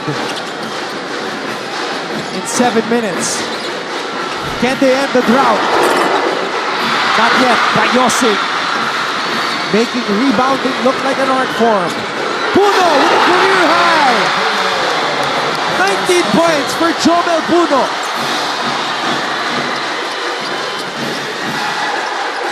And San Beda is on top by 4. That was a good foul.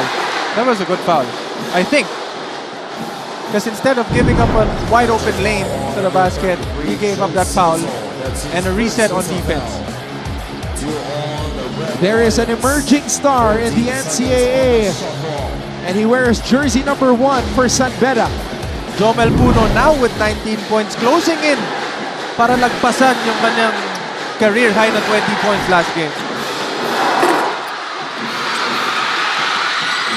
Bayosing. Estacio. Oh! That was a smart play for Estacio.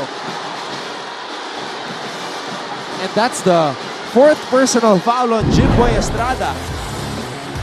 She foul on number 26. Jimboy Estrada. That's his fourth. Here's their deal on the last hallway. Both teams are advised to serve rubber band support. That was a nice shot fake, Anton. I mean, if you're on a fast break and you guys are up by 4, Number 26, Jimboy Estrada. That's his fourth. that personal foul. shot fake was the perfect decision you can make because sigurado yan, tatalon yan.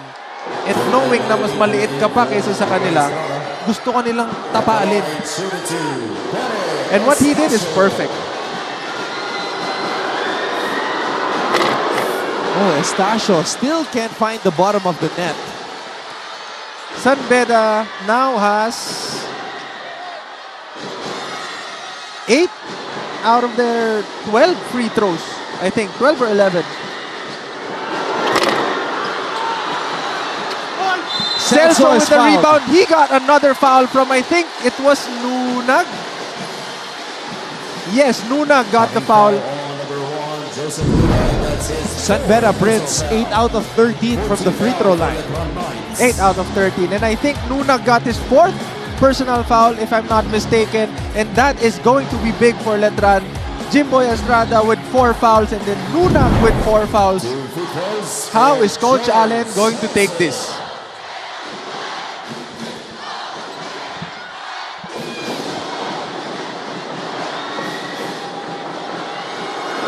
No Pau Havidanar today, not feeling well. He's sitting on the edge of the Letran bench in civilian clothes. And I'm sure, Anton, if I was Pau, I'd be on the edge of my seat wanting to change my clothes into the game clothes and, you know, getting ready to play. That is the worst feeling, you know, the feeling that knowing you won't be able to help your team in a way that you used to just because of an apparent injury. Wow, hits the deck. Payosig almost coming up with a steal.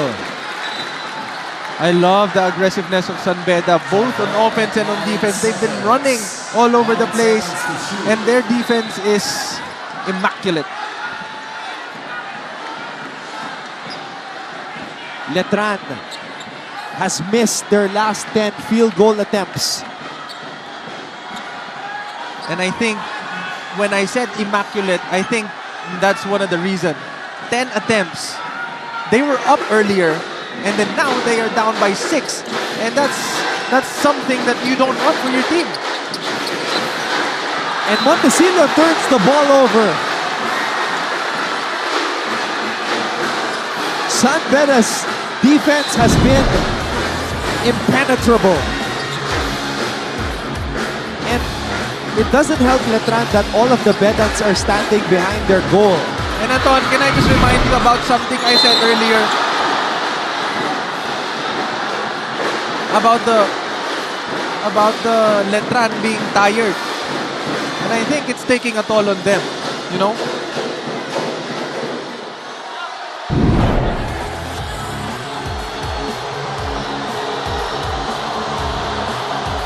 And I think Nunag has 5 fouls. Yeah. He has Wow. fouled out of this game and he's cramping up. And this is gonna be tough for Letran and San Beda at the same time. I think Jomel Puno is okay. Hopefully nothing bad is happening and I think he's okay. He's standing up. Nunag 7 out of 10. Or sorry, 7 points, 10 rebounds in 28 minutes. Heavy minutes for Nunag. And this is what I was telling you about, Anton, earlier. Coach Allen is heavy on his first 5 and I think they're kind of tired, you know? And so their decisions are somehow affected with the quality of the shots they take. And Because of the mental fatigue. yes, because of the mental fatigue. And there's a study about those kinds of stuff that if you're tired, chances are the decisions that you're gonna make aren't gonna be of the best interest of yourself and the team because you're tired. Kobe Monhe replacing Joseph Funa. Kobe Monhe comes in for Nunag. 2 free throws for Jomel. And I think Kobe Monhe is coming in for the first time. Second time, Second actually. time. He's played 5 minutes, but has not scored a point, Prince. And this is gonna be tough for Letran. You know, one of their players are fouled out, and then one of them 4 fouls. And there's only 6 minutes for this quarter.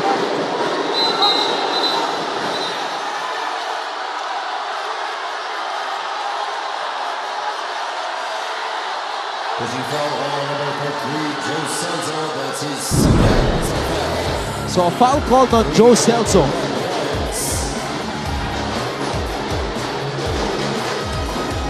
Akala niya siguro makakalusot siya dun sa konting push eh. But a foul was called. Good call there, ref.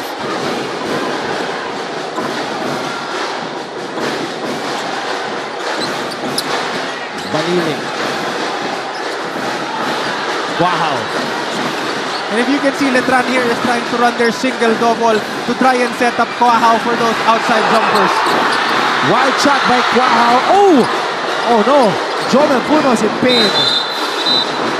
Oh no. He held on to his foot right away. I think he was landing. cramping up. I think he's cramping up. Because earlier, his calf got hit, remember? And I think yun yung nag-cause nung pagtigas ng muscle, kaya nag-cramp.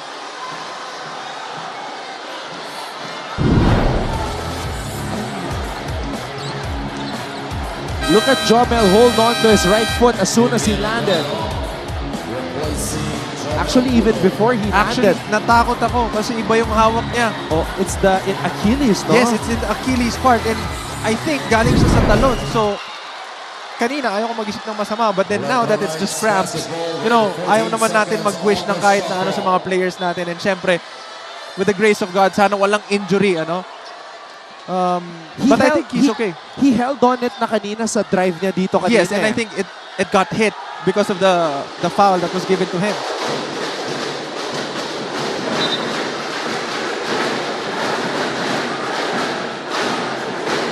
Jomel Puno, 27 minutes played today, 20 points, 8 rebounds, 1 assist.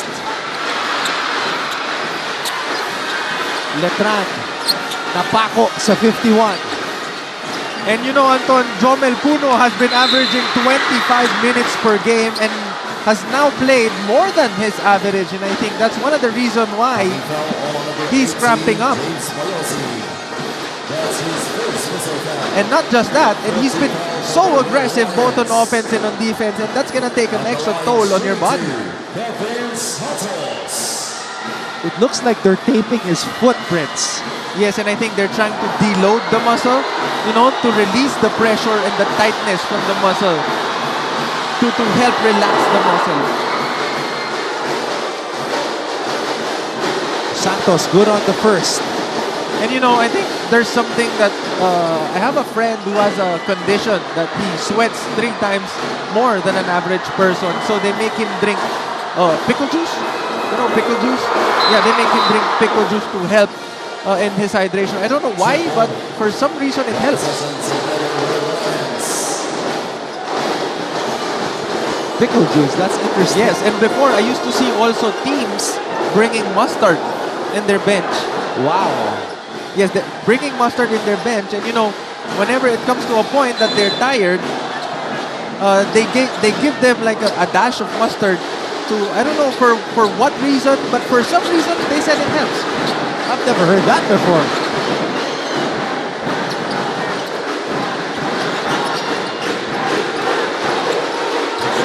Estacio. Santos comes over for the switch, and Santos blocks Estacio. I don't know what Estacio was thinking there. But they have a mismatch underneath with Celso being guarded by Montesillo. Montesillo to Estrada. Estrada over Payosing. Difficult shot. That was a difficult shot, but Payosing made a perfect defense on that one. he stayed with him until the very end, and that challenge was perfect. You can't ask for anything more. He just made it. That was a tough shot. Good shot by Jimbo Estrada. Sahonia pulls up for three. And Montecillo comes up with the rebound. Estrada, crossover. Jimboy Estrada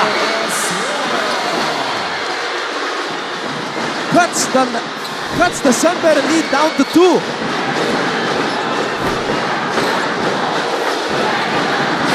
Andrada now back in the game. Sahonia. Estacio from way out. Kaya naman pala tinira niya yung kanina, Anton. Lisensyado siya. Big time 3 by Penny Estacio.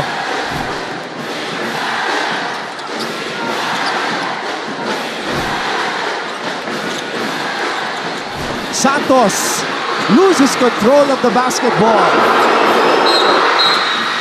Oh, an unsportsmanlike foul called. I think he stepped on the foot of Estacio. Hindi kasi kita sa angulo natin dito kasi nakaharangan tayo. Unsportsmanlike foul on number 0, Penny Estacio. Oh. That's his second. There's a review on the last foul play. Both teams are advised to observe proper bench decorum.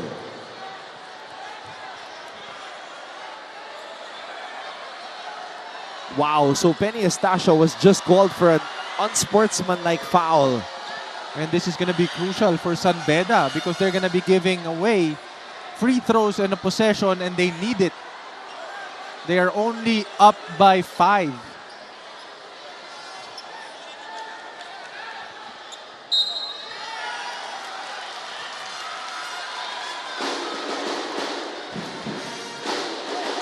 For review, unsportsmanlike foul on number 0, Penny Estacio. That's his second. Falls under criteria number 1. Conduct with an opponent. So Prince, my question to you is, may tatlong free throws ba to? In addition to the technical free throws? I think yes, kasi he was outside the line.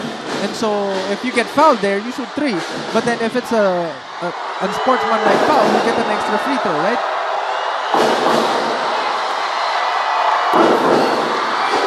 But you know, I'm just glad that he didn't step on Estacio's foot and twist an ankle or something. I don't see Jomel Puno on the San Beda bench. Maybe he's trying to test out that Achilles.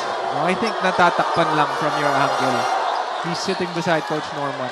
Mark Montecillo is shooting. Oh yeah, We're gonna take a peek. Is that him? I think so. Because he's in a kind of an afro. A straight fro. Oh, this is going to be crucial for San Beda. You know, they've been holding on to this league. They've been trying their best to keep this lead. And now Letran has a chance to cut the lead down to... Ball possession for the Letran Knights. 14 seconds on the shot clock. And Jomel Puno is trying to check back into this game. Substitution, Jomel Puno coming in for 3 minutes, 25 minutes. 3 minutes and 25 seconds left in this fourth quarter. Napakagandang game. 61-58. San Beda up by 3. Letran possession.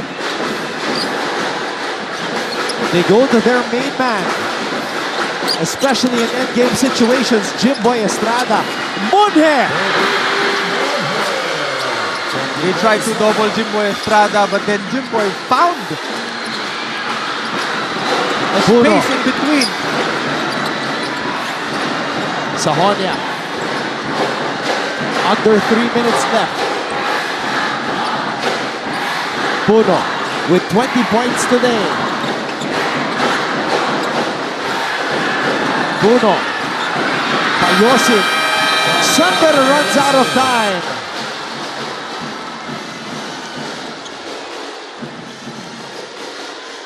get what I mean when I tell you when they're tired, the decisions they make are questionable.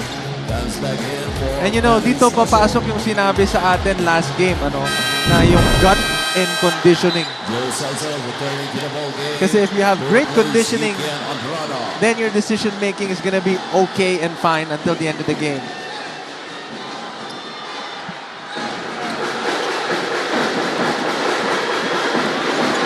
Letran down by 1. Monje. Estrada. Letran running that horns play, the traditional horns play, making sure they get the ball to Jimbo Estrada. And Coach Alan Ricardo calls a timeout. It will still be Letran possession when we return. The sky is the limit. Silio. Estrada is on the move. Estrada puts it up and in. So Jimbo is on. Nanay naka 30 points sa first quarter. Right now, they're just 12 and 10. Montesilio surveys Luna, providing the screen again. 8 to shoot for Nat. Pull-up jumper. Estrada with back-to-back baskets. Tara ng miscommunication sa Letran. Oh, Prince, sinong tropa kaya magse-celebrate pagkatapos nito? Yun ang hindi ko alam, pero syempre kung sino man yung mga tropa natin na magse-celebrate after dito sa game na to, magiging masaya sila kasi napakasulit nitong rivalry game na to. And you know, what more can you ask for?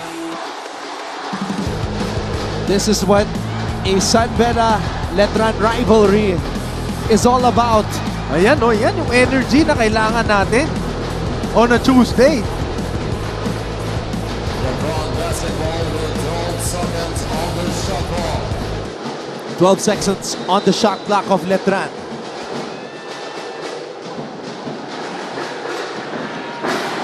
But they have to throw the ball in play. Wow, that was dangerously close to a 5-second violation. And again, they get the ball to Estrada. Shovel pass to Santos. Santos rises for Letran and gives them the lead. Kevin Santos is a man possessed. Alam mo yung term na ginagamit nila pag tumitira ka ng perimeter na piso-piso? I think that's part of his bag. Santos now with a career high 18 points. Payosik for 3. Too strong. Oh boy! Kevin Santos on this shot establishes a new career high. 18 points for the big man.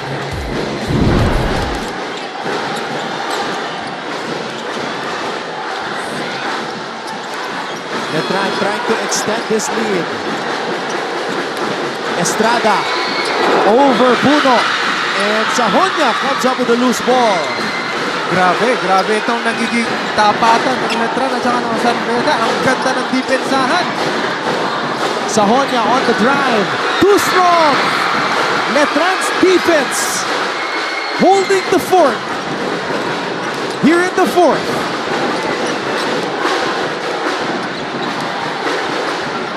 Montesilio. Montesilio to Santos. Off the glass. No good. Puno with the rebound. Puno is running wild. Jomel Puno. Unleashed. Jomel Puno with the layup. Taking back that lead from Letran. And that's a new career high for Jomel Puno. 22 big points. Timeout Letran.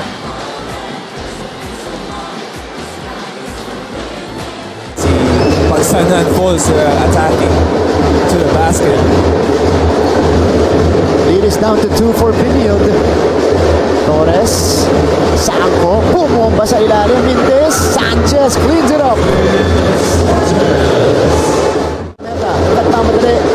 Hooktom, nope. Nalunod sa ilalim si Joshua. Harvey doesn't have the numbers. Challenging Liwag to no avail.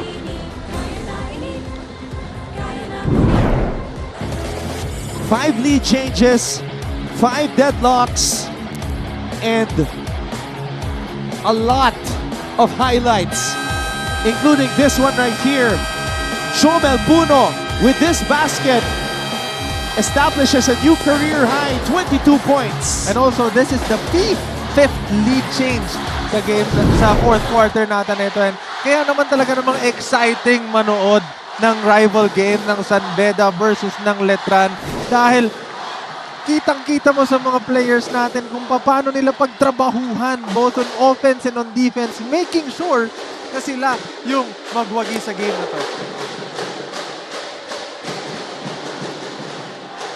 Letran has 1 timeout remaining, San Beda has 2. What a game for Nat Montecillo, who started things up with a 3. On the floor for the Knights, Montecillo, Monje, Santos, and Estrada. Estrada receives the inbound pass. Sahonia is on him. Jimboy, 7 on the shot clock. Jimboy Estrada gives the lead to Letran. Timeout San Beda. 64-63 with 50.8 seconds to go.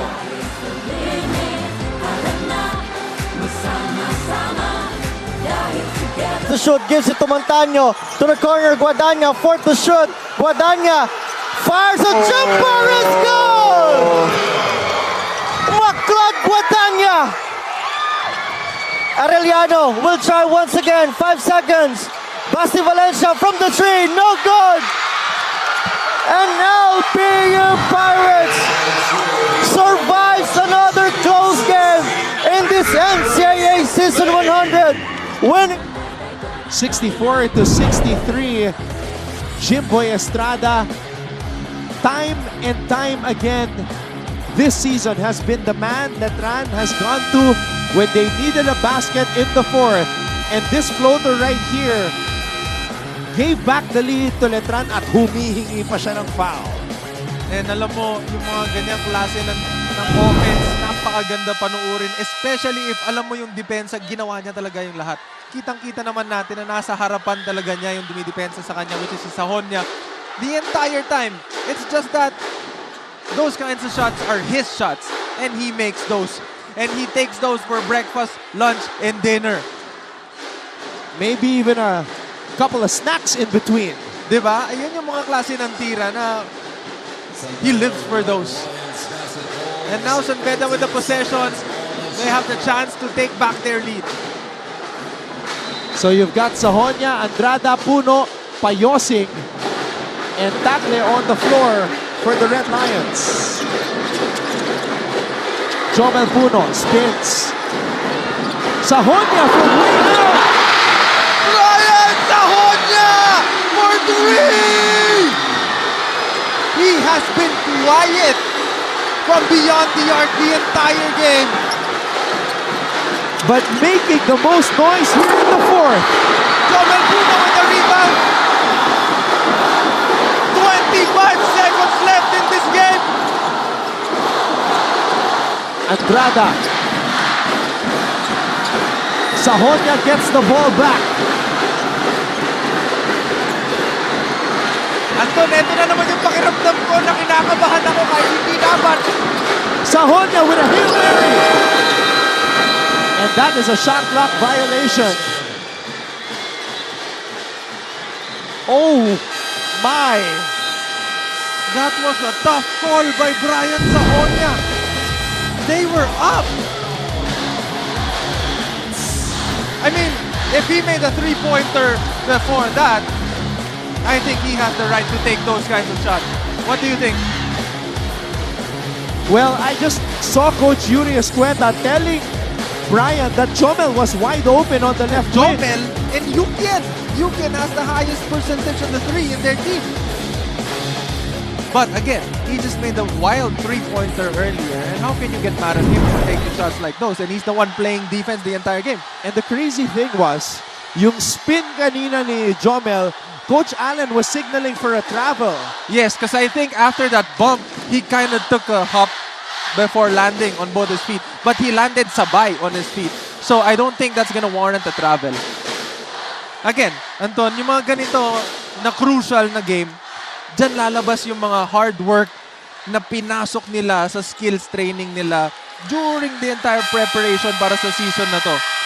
Yung kung gaano sila ka-go hard sa skills training nila, dito nila yung ma-apply sa mga panahon na ganito. And I think, makikita naman natin kung sino talaga yung naglalagay ng effort dun sa kanilang mga games. Brian Sohonia putting San Beda on top by 2 with a booming triple. And now with 6.2 seconds remaining, Letran has a chance to tie or win the game. Montecillo will throw the inbound pass. Montecillo gets it to Quahao. Quahao badly misfires.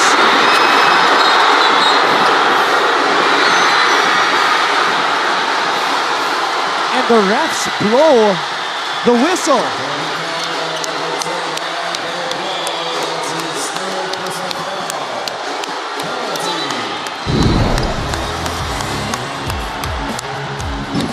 That's just great defense on the part of James Payosing, forcing Deo Quahao to lose his balance, and Payosing grabbing that all-important rebound. So, Anton, when they say shooters shoot, pero ang bantay mo si Payosing, paano yun? Well, he still shot it. Shooters still shoot. But, you know, when there's a guy, a great defender guarding you, shooters will still shoot. But that small off balance that he can give you will play a huge role. And in this case, San Beda is up by 2 and he was able to force a bad shot from Quahao, leading to an offensive, to a defensive rebound and a foul. All right, let's take a look at this right here. Quahao takes the shot, badly misfires. The ball is loose. Payosing picks it up. And I think Quahao gave him a foul. Now, dito natin makikita yung free throw, kung gaano ka-important yung free throw, Anton. If he makes 2, it's over.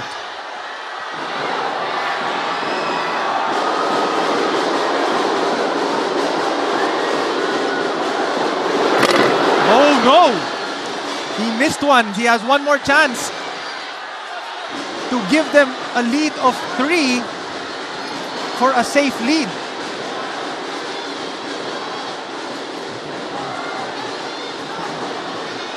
Let's see if Payosing will miss this intentionally. Yup, he missed it intentionally.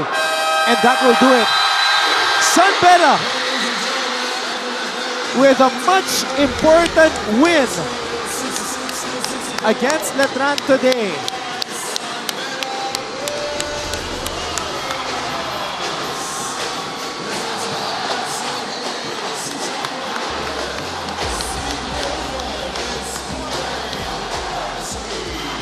What a war. What a game, Anton. What a game. Now, this is what I love about NCAA. Games like this. And the other game before this, wow. Now, this is how you should end a Tuesday. And it's only a Tuesday.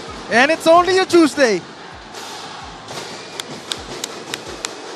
There's your final. 66 for San Beda, 64 for Letran. The Red Lions snap Letran's 3-game winning streak.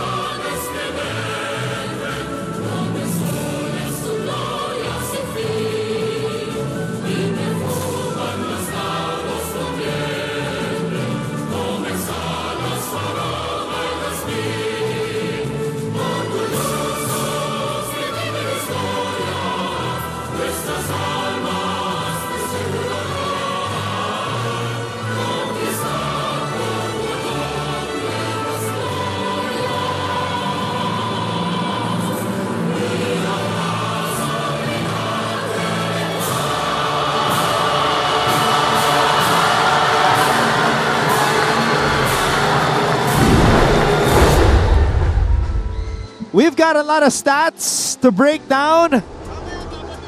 People to talk to. Don't go away. Post-game coverage here in Season 100 of the NCAA begins after the break. We're live on GTV simulcast on Heart of Asia. This is our league. This is our moment. Sa puso mo. Off the bench for Lozano. Magkakamukha, magkakatindig yung mga player ng Jerry. Di mo na alam sino yung pupukol ng pupukol eh. They send it back now to Goho Cruz. Good He will challenge. pull the trigger, but he will knock it down. And that's the scoring caliber that he has. 7 points for the rookie, Mark Goho Cruz. Quick trigger timeout called by Good. And Mark Goho Cruz, mythical 5 in Season 99 Juniors Basketball. Part of that runner-up finish of the junior. Go, nope. Goho Cruz cleans up the mess. See that transition, 4 guys running down the lane. Tatlo yung nasa loob. So clean up that mess after that layup ni Sean Orban na hindi pumasok. Nandun tatlong tao tumatalon para sa perpetual na naka-safety lang si Nunez. So, What a day and what a game. Both games today absolutely incredible in Season 100 of the NCAA. But this one right here is just different. San Beda Letran, the rivalry, always an all-out war. At kasama namin ngayon ni Prince Rivero, Coach Yuri Escueta. Coach Yuri, looking at the stats right now. But before that, Coach, you were telling Prince 4-0. Ano ba ibig sabihin nun? Kukunin ko siya assistant coach. Dahil naman kung pwede siya mag-assistant coach. Malapit na. For some reason, pagka dyan si Prince, ginagarahan yung mga base score ng rebound. And you know, syempre, again, sinabi ko lang sa'yo, grabe lang talaga yung energy kanina ng fans natin. And siguro nabigyan pa nila yung mga players ng extra. Kumbaga meron silang pinagkunan ng extra na lakas. Coach, ang dami nangyari dito sa game na to. I want to talk first about Jomel Puno. The past 3 games, it seems that nagbago yung mindset niya. He has been more assertive, not just on offense, but also on defense as well. Well, I was just telling him just to be more aggressive. Tapos we're trying to get him more touches in the spots that he wanted of our actions. So, of course, we always have an advantage if you have that length and that mobility. So, sabi ko, just stay aggressive. And you know, Coach, again, kanina may napansin ako na yung mga big man ninyo, ano yung parang pinaka-mindset na sineset nyo sa kanila for the entirety of the game? Because I've seen them work their teammates all over the court, Coach. On offense and on defense, dumidepensa sila, umuopensa sila, getting those seals to open up their lanes para dun sa mga guards nila. Ano yung pinaka-mindset na na-instill mo sa kanila, Coach? Well, yun nga, yun yung one thing that I told him before this game. Kasi in our past games, especially the games that we lost our defensive mindset. Diba, we gave up 22 points in the 4th quarter against Arellano. And that's not how we play. Diba, sabi ko, the reason that we will win games if we focus on our defense and not on the other side, that the offense will take care of itself. Sabi ko, focus kayo sa defense nyo. Kasi most of our guys are good offensive players. So this is sabi ko, kailangan mabalik natin yung defensive mindset natin. So yun, so good thing in the 4th quarter we were able to make stops. Coach, let's talk about that game-winning 3 by Brian Sohonia. Coach, Wild. Prince and I were looking at the stats. Before that shot, Coach, he was 0 for 6 from beyond the arc. Your thoughts when he drilled that game-winning 3, Coach? Well, with Brian, talagang malakas loob yung player na yan. He won't shy down from any shots.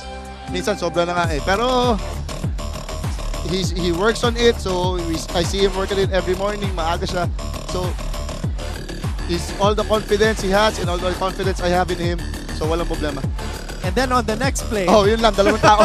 May 2 tao na. Sabi ko, may 2 tao ka na. Ipasa mo naman. Sabi, hindi yan he won't shy down from shots kahit na 2 tao niyan. even if he misses the first 6 threes, he's still gonna take the 3. And syempre, kakashoot lang niya nung crucial na 3 points. Sabi niya, Heat check. lang. Heat check. Try ko lang. And you know, I think... Buti nag-shot lock. Pag hindi na-shot lock, may chance na Yes, may transition and what? There's 5 more seconds, I think, sa clock.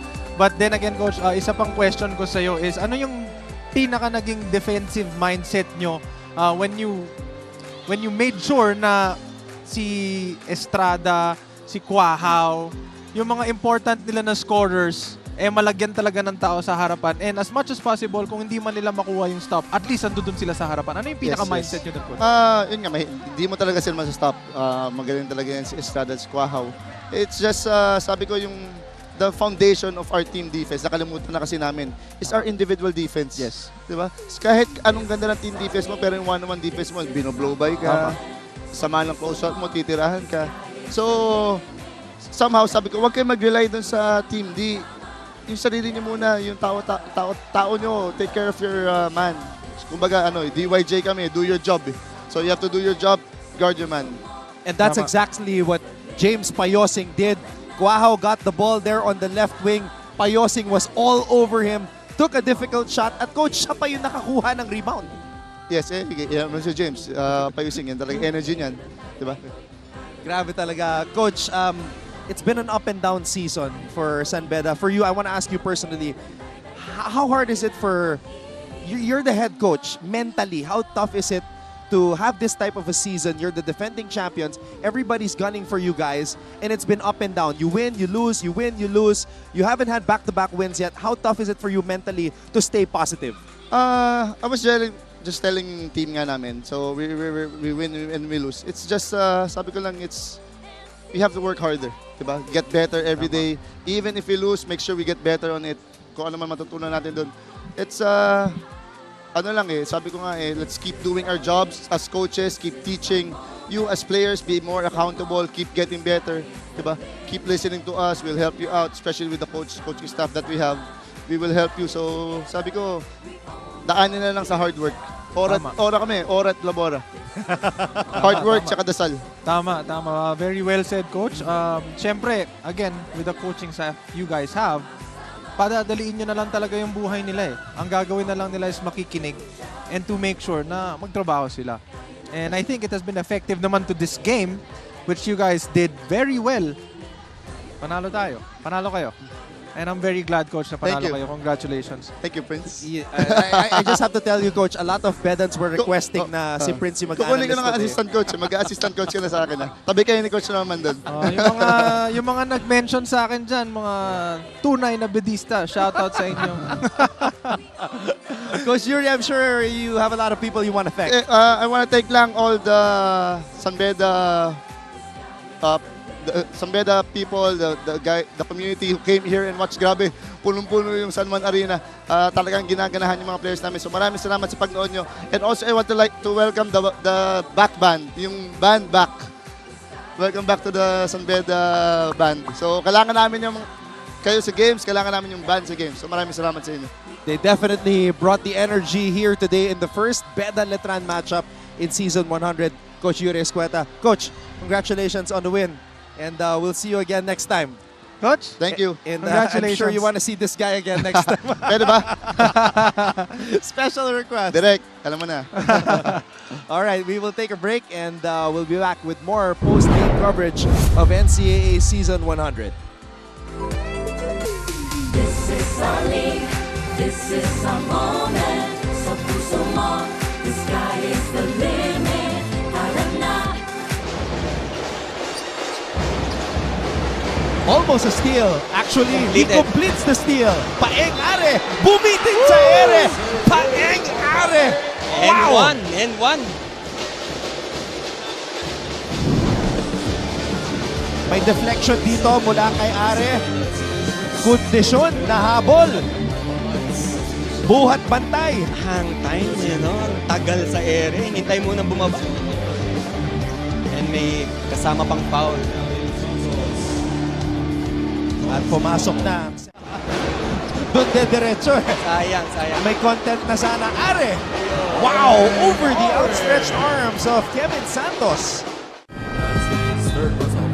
This is what Coach Ralph Rivera was explaining. Paeng Are, reading the defense. Our post-game coverage continues here on GTV simulcast. On Heart of Asia, the San Beda University Red Lions defeat their rival Letran by 2 points, 66 to 64. And before we begin with this interview, we will do a height check. I'm 5'9", Prince is 6'3", and now we update the height of Jomel Puno, who just told us that he is 6'7". 6'7" without the hair, but with the hair, I think he's with the hair and 6'8". shoes, maybe 6'9". You never know. 6'9". Jomel, oh yeah, you want to throw in the first question? Kaya pala hindi siya inaabot kahit gaano ka tumatapal sa kanya. Okay, go ahead, Anton. All right, Jomel, let's talk about the early goings of the season. It's been up and down for you guys, and you seem to have become a different player in these past couple of games. What flipped the switch for you, and now you're more aggressive, especially on the offensive side of the ball? I feel like throughout my whole career, I just was used to being the rookie. I was used to being that, if I'm there in the right place, right time, then I'll help out the team.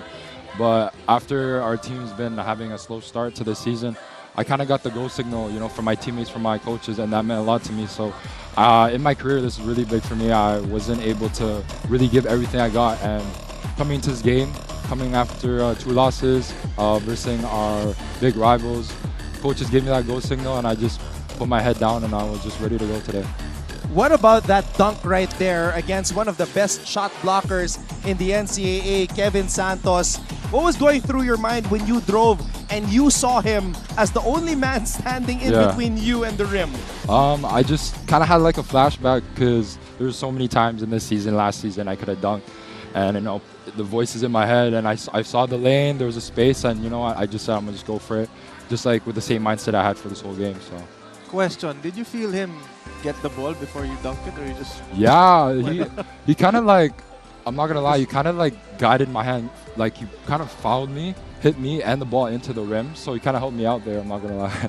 Okay, anyway, my question for you now is, now that you've been given more responsibility and not a rookie anymore, of course, you're one of the seniors that they're going to start looking up to because of the responsibility that the coach has given you.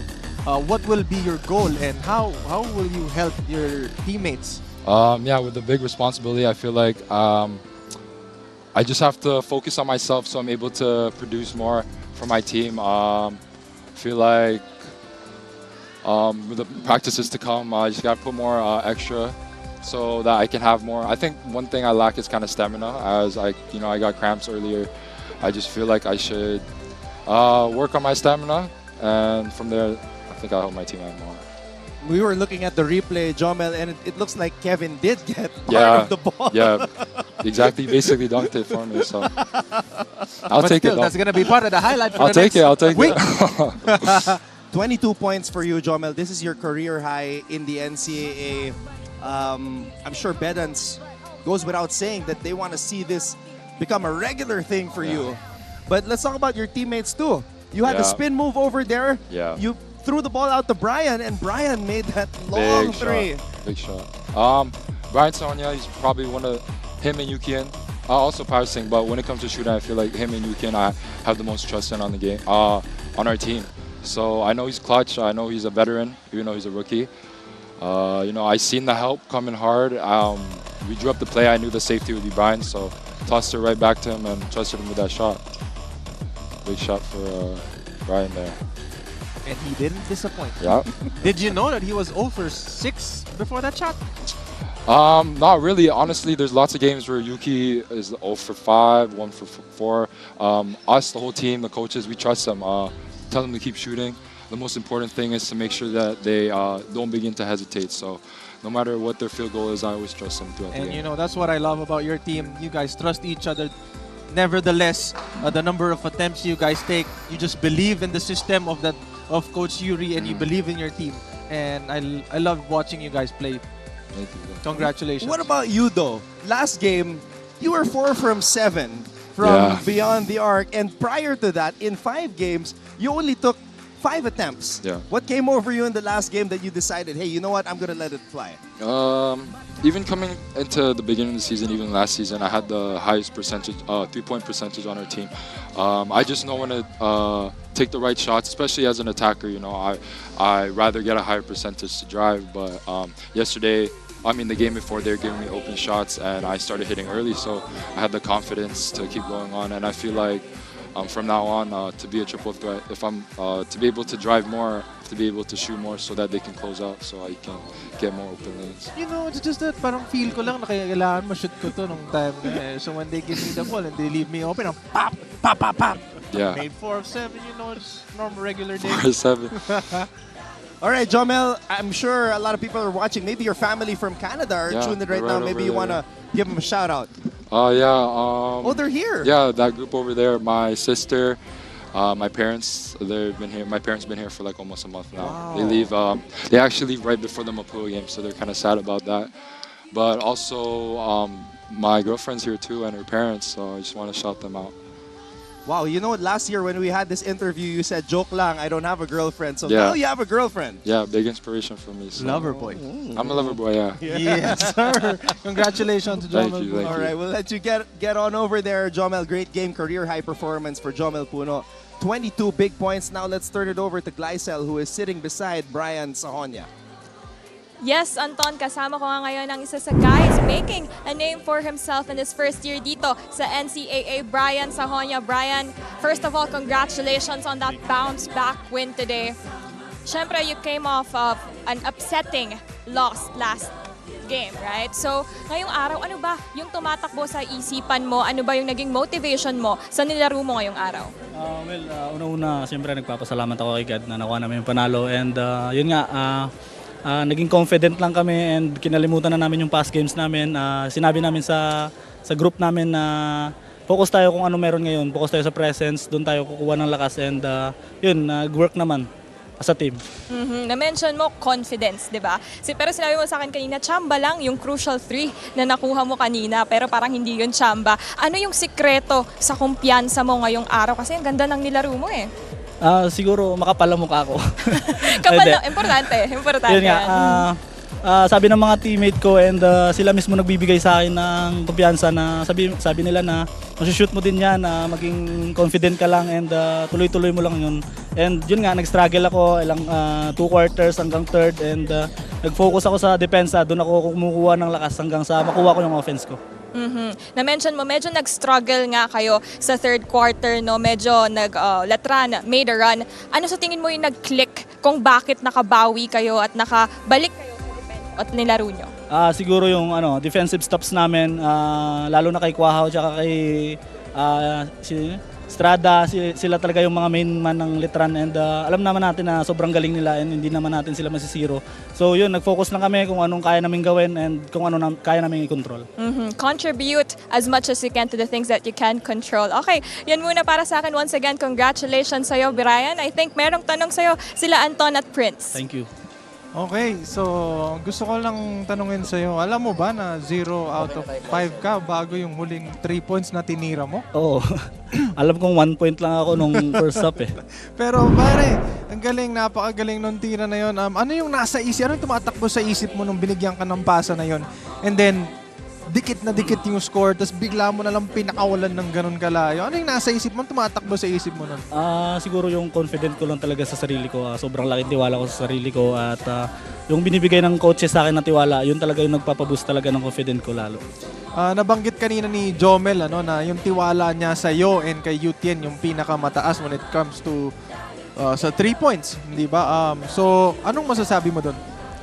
Siyempre, dahil din sa kanila, sobrang thankful ako na sobrang laking tiwala nila sa akin and eventually binigay ko rin yung tiwala ko sa kanila. Yun nga.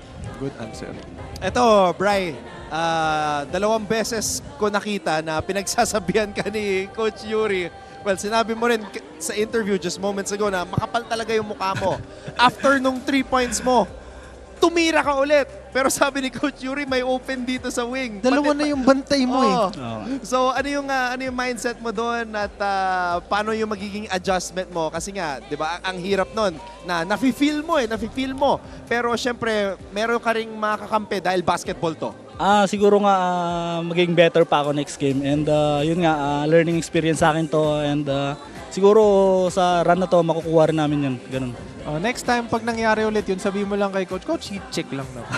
Heat check lang, sumubok lang, kasi kasushoot ko lang eh. Bri, alam namin na hindi ka na bago sa collegiate basketball. Naglaro ka na ng 2 seasons in a different league for a different team. Ngayon, this is your first year in the NCAA. Ano masasabi mo about playing in this league? Meron bang pagkakaiba? And for you, how are you liking yung NCAA experience? Siguro yung NCAA sobrang physical and siguro yun yung gusto ko. Alam mo naman, sobrang physical ako maglaro when it comes to defense and masaya ako dahil napunta ako dito and dahil sa kay Coach Yuri and bigyan ako ng bagong opportunity. Well, masaya kami, Brian, na nandito ka dahil isa ka sa mga bagong stars ng NCAA at patuloy na nag-e-evolve yung laro mo.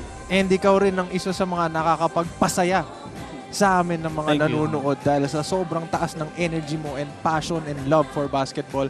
Pare, tuloy-tuloy mo yan, tuloy mo yung trabaho mo and marami pang mararating mo sa future. Thank you.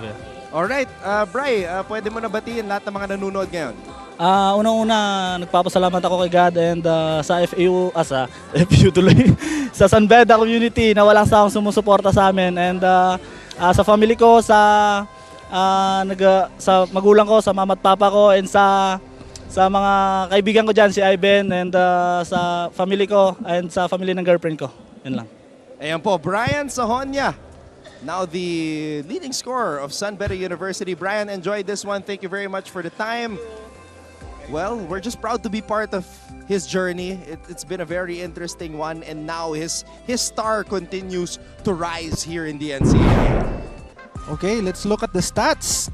Kaninang first half, lamang na lamang ang Letran sa points in the paint, but then during the second half, San Beda was the one attacking all the lanes and taking the ball to the inside, and then they got the lead with 36-24 points inside. And syempre yung bench points ng San Beda, yung mga players na galing ng bench na pumalit sa starters nila, nag-step up naman din talaga. And syempre yung mga bigs na nagtatrabaho para kunin lahat ng offensive rebounds to get them those extra possessions. Malaking bagay yun. You've been stressing it the entire game, the importance of the bigs of San Beda. When Coach Yuri was here, he was saying the same thing. Hindi mo mapapalitan yun yung height, and if you just maximize the presence and the opportunity that you give these student athletes, good things will happen. Yes, and you know naman, if you're gonna really just look at them, just a regular look sa kanila, makikita mo talaga kung alin talaga yung strengths nila. And from there, malalaman mo kung ano yung strengths talaga nila through how they play. And you can see naman how they, bang inside the paint, to get the rebounds, give them that extra possessions, to seal and give them those open lanes. Napakalaking bagay yun. And I think yun talaga yung nanaig dito sa game na to. Yun yung malaking bagay na naging impact para sa San Beda dito sa game na to. So Prince, bago matapos yung coverage, I have my San Beda lineup. In-update ko lang, 6'7 na si Jomel Puno. 6'7 kapag di kasama yung buhok. Pero pag kasama yung sapatos tsaka buhok, baka 6'9 na daw. So paano na tayo? Kahit kasama buhok tsaka sapatos, parang hindi ako aabot doon. Okay, let's update our team standings. Benil still number 1, 6-1. Big overtime win for them earlier today. Heartbreaker for San Sebastian. And then, lamang pa rin pala ang Letran laban sa San Beda, no? Yes, sa team with their standings. 5-3, syempre. But then San Beda and Perpetual at Altas, tie na sila ngayon sa number 4. So chances are medyo mas malaki yung maglalaban-laban. At syempre may mga susunod pa tayong games dyan na medyo manggugulo din dun sa standings natin. Kaya naman talagang napakasaya and napakasarap mag-abang dito sa NCAA Season 100 dahil sa mga ganyang klaseng match-upan. Alam mo, partner, feeling ko this could be a turning point for San Beda because they've dealt with so much adversity in these first 7 games for them. Now, nagising na ang mga Leon. Ayan, so paulit-ulit natin sinasabi yung nagising na ang mga Leon. Sana manatili silang gising and syempre makakuha na rin ng kanilang pangalawang panalo na pang back-to-back win nila. Hey, by the way, this game on October 8, final game day of the first round is going to be at the Mall of Asia Arena in Pasay City. So please adjust your calendars and please adjust your schedules dahil kung nasanay kayo sa Phil Oil, tutungo naman tayo sa Pasay. That's going to be on October 8, a triple header.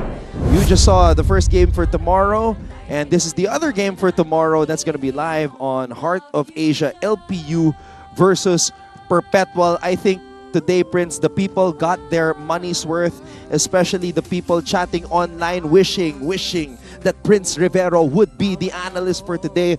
Well, your wish has been granted. And syempre, congratulations sa San Beda sa napakaganda nilang panalo at syempre sa mga kamag-anak ko na nanonood, bumati na ako sa dad ko and syempre sa friend ko si Ma'am Carla and si Sir Robin and binabati ko po kayong lahat. Maraming salamat po sa lahat na nag-tune in para manood ng Season 100 ng NCAA and nag-enjoy kami and sana nag-enjoy din kayo. Shout out to Coach Paolo Rivero, Princess Dad. And my dad, syempre shout out sa dad ko and sa wife ko. Ayan, maraming salamat po. For Direct Raul De Ocampo, our courtside reporter Glycel Galpo, of course my partner Prince Rivero, and all of us here from GMA Synergy, I'm Anton Rojas saying thank you so much for tuning in. San Beda wins the rivalry matchup against Letran 66-64. This has been your Season 100 of the NCAA Siglo Uno, Inspiring Legacies.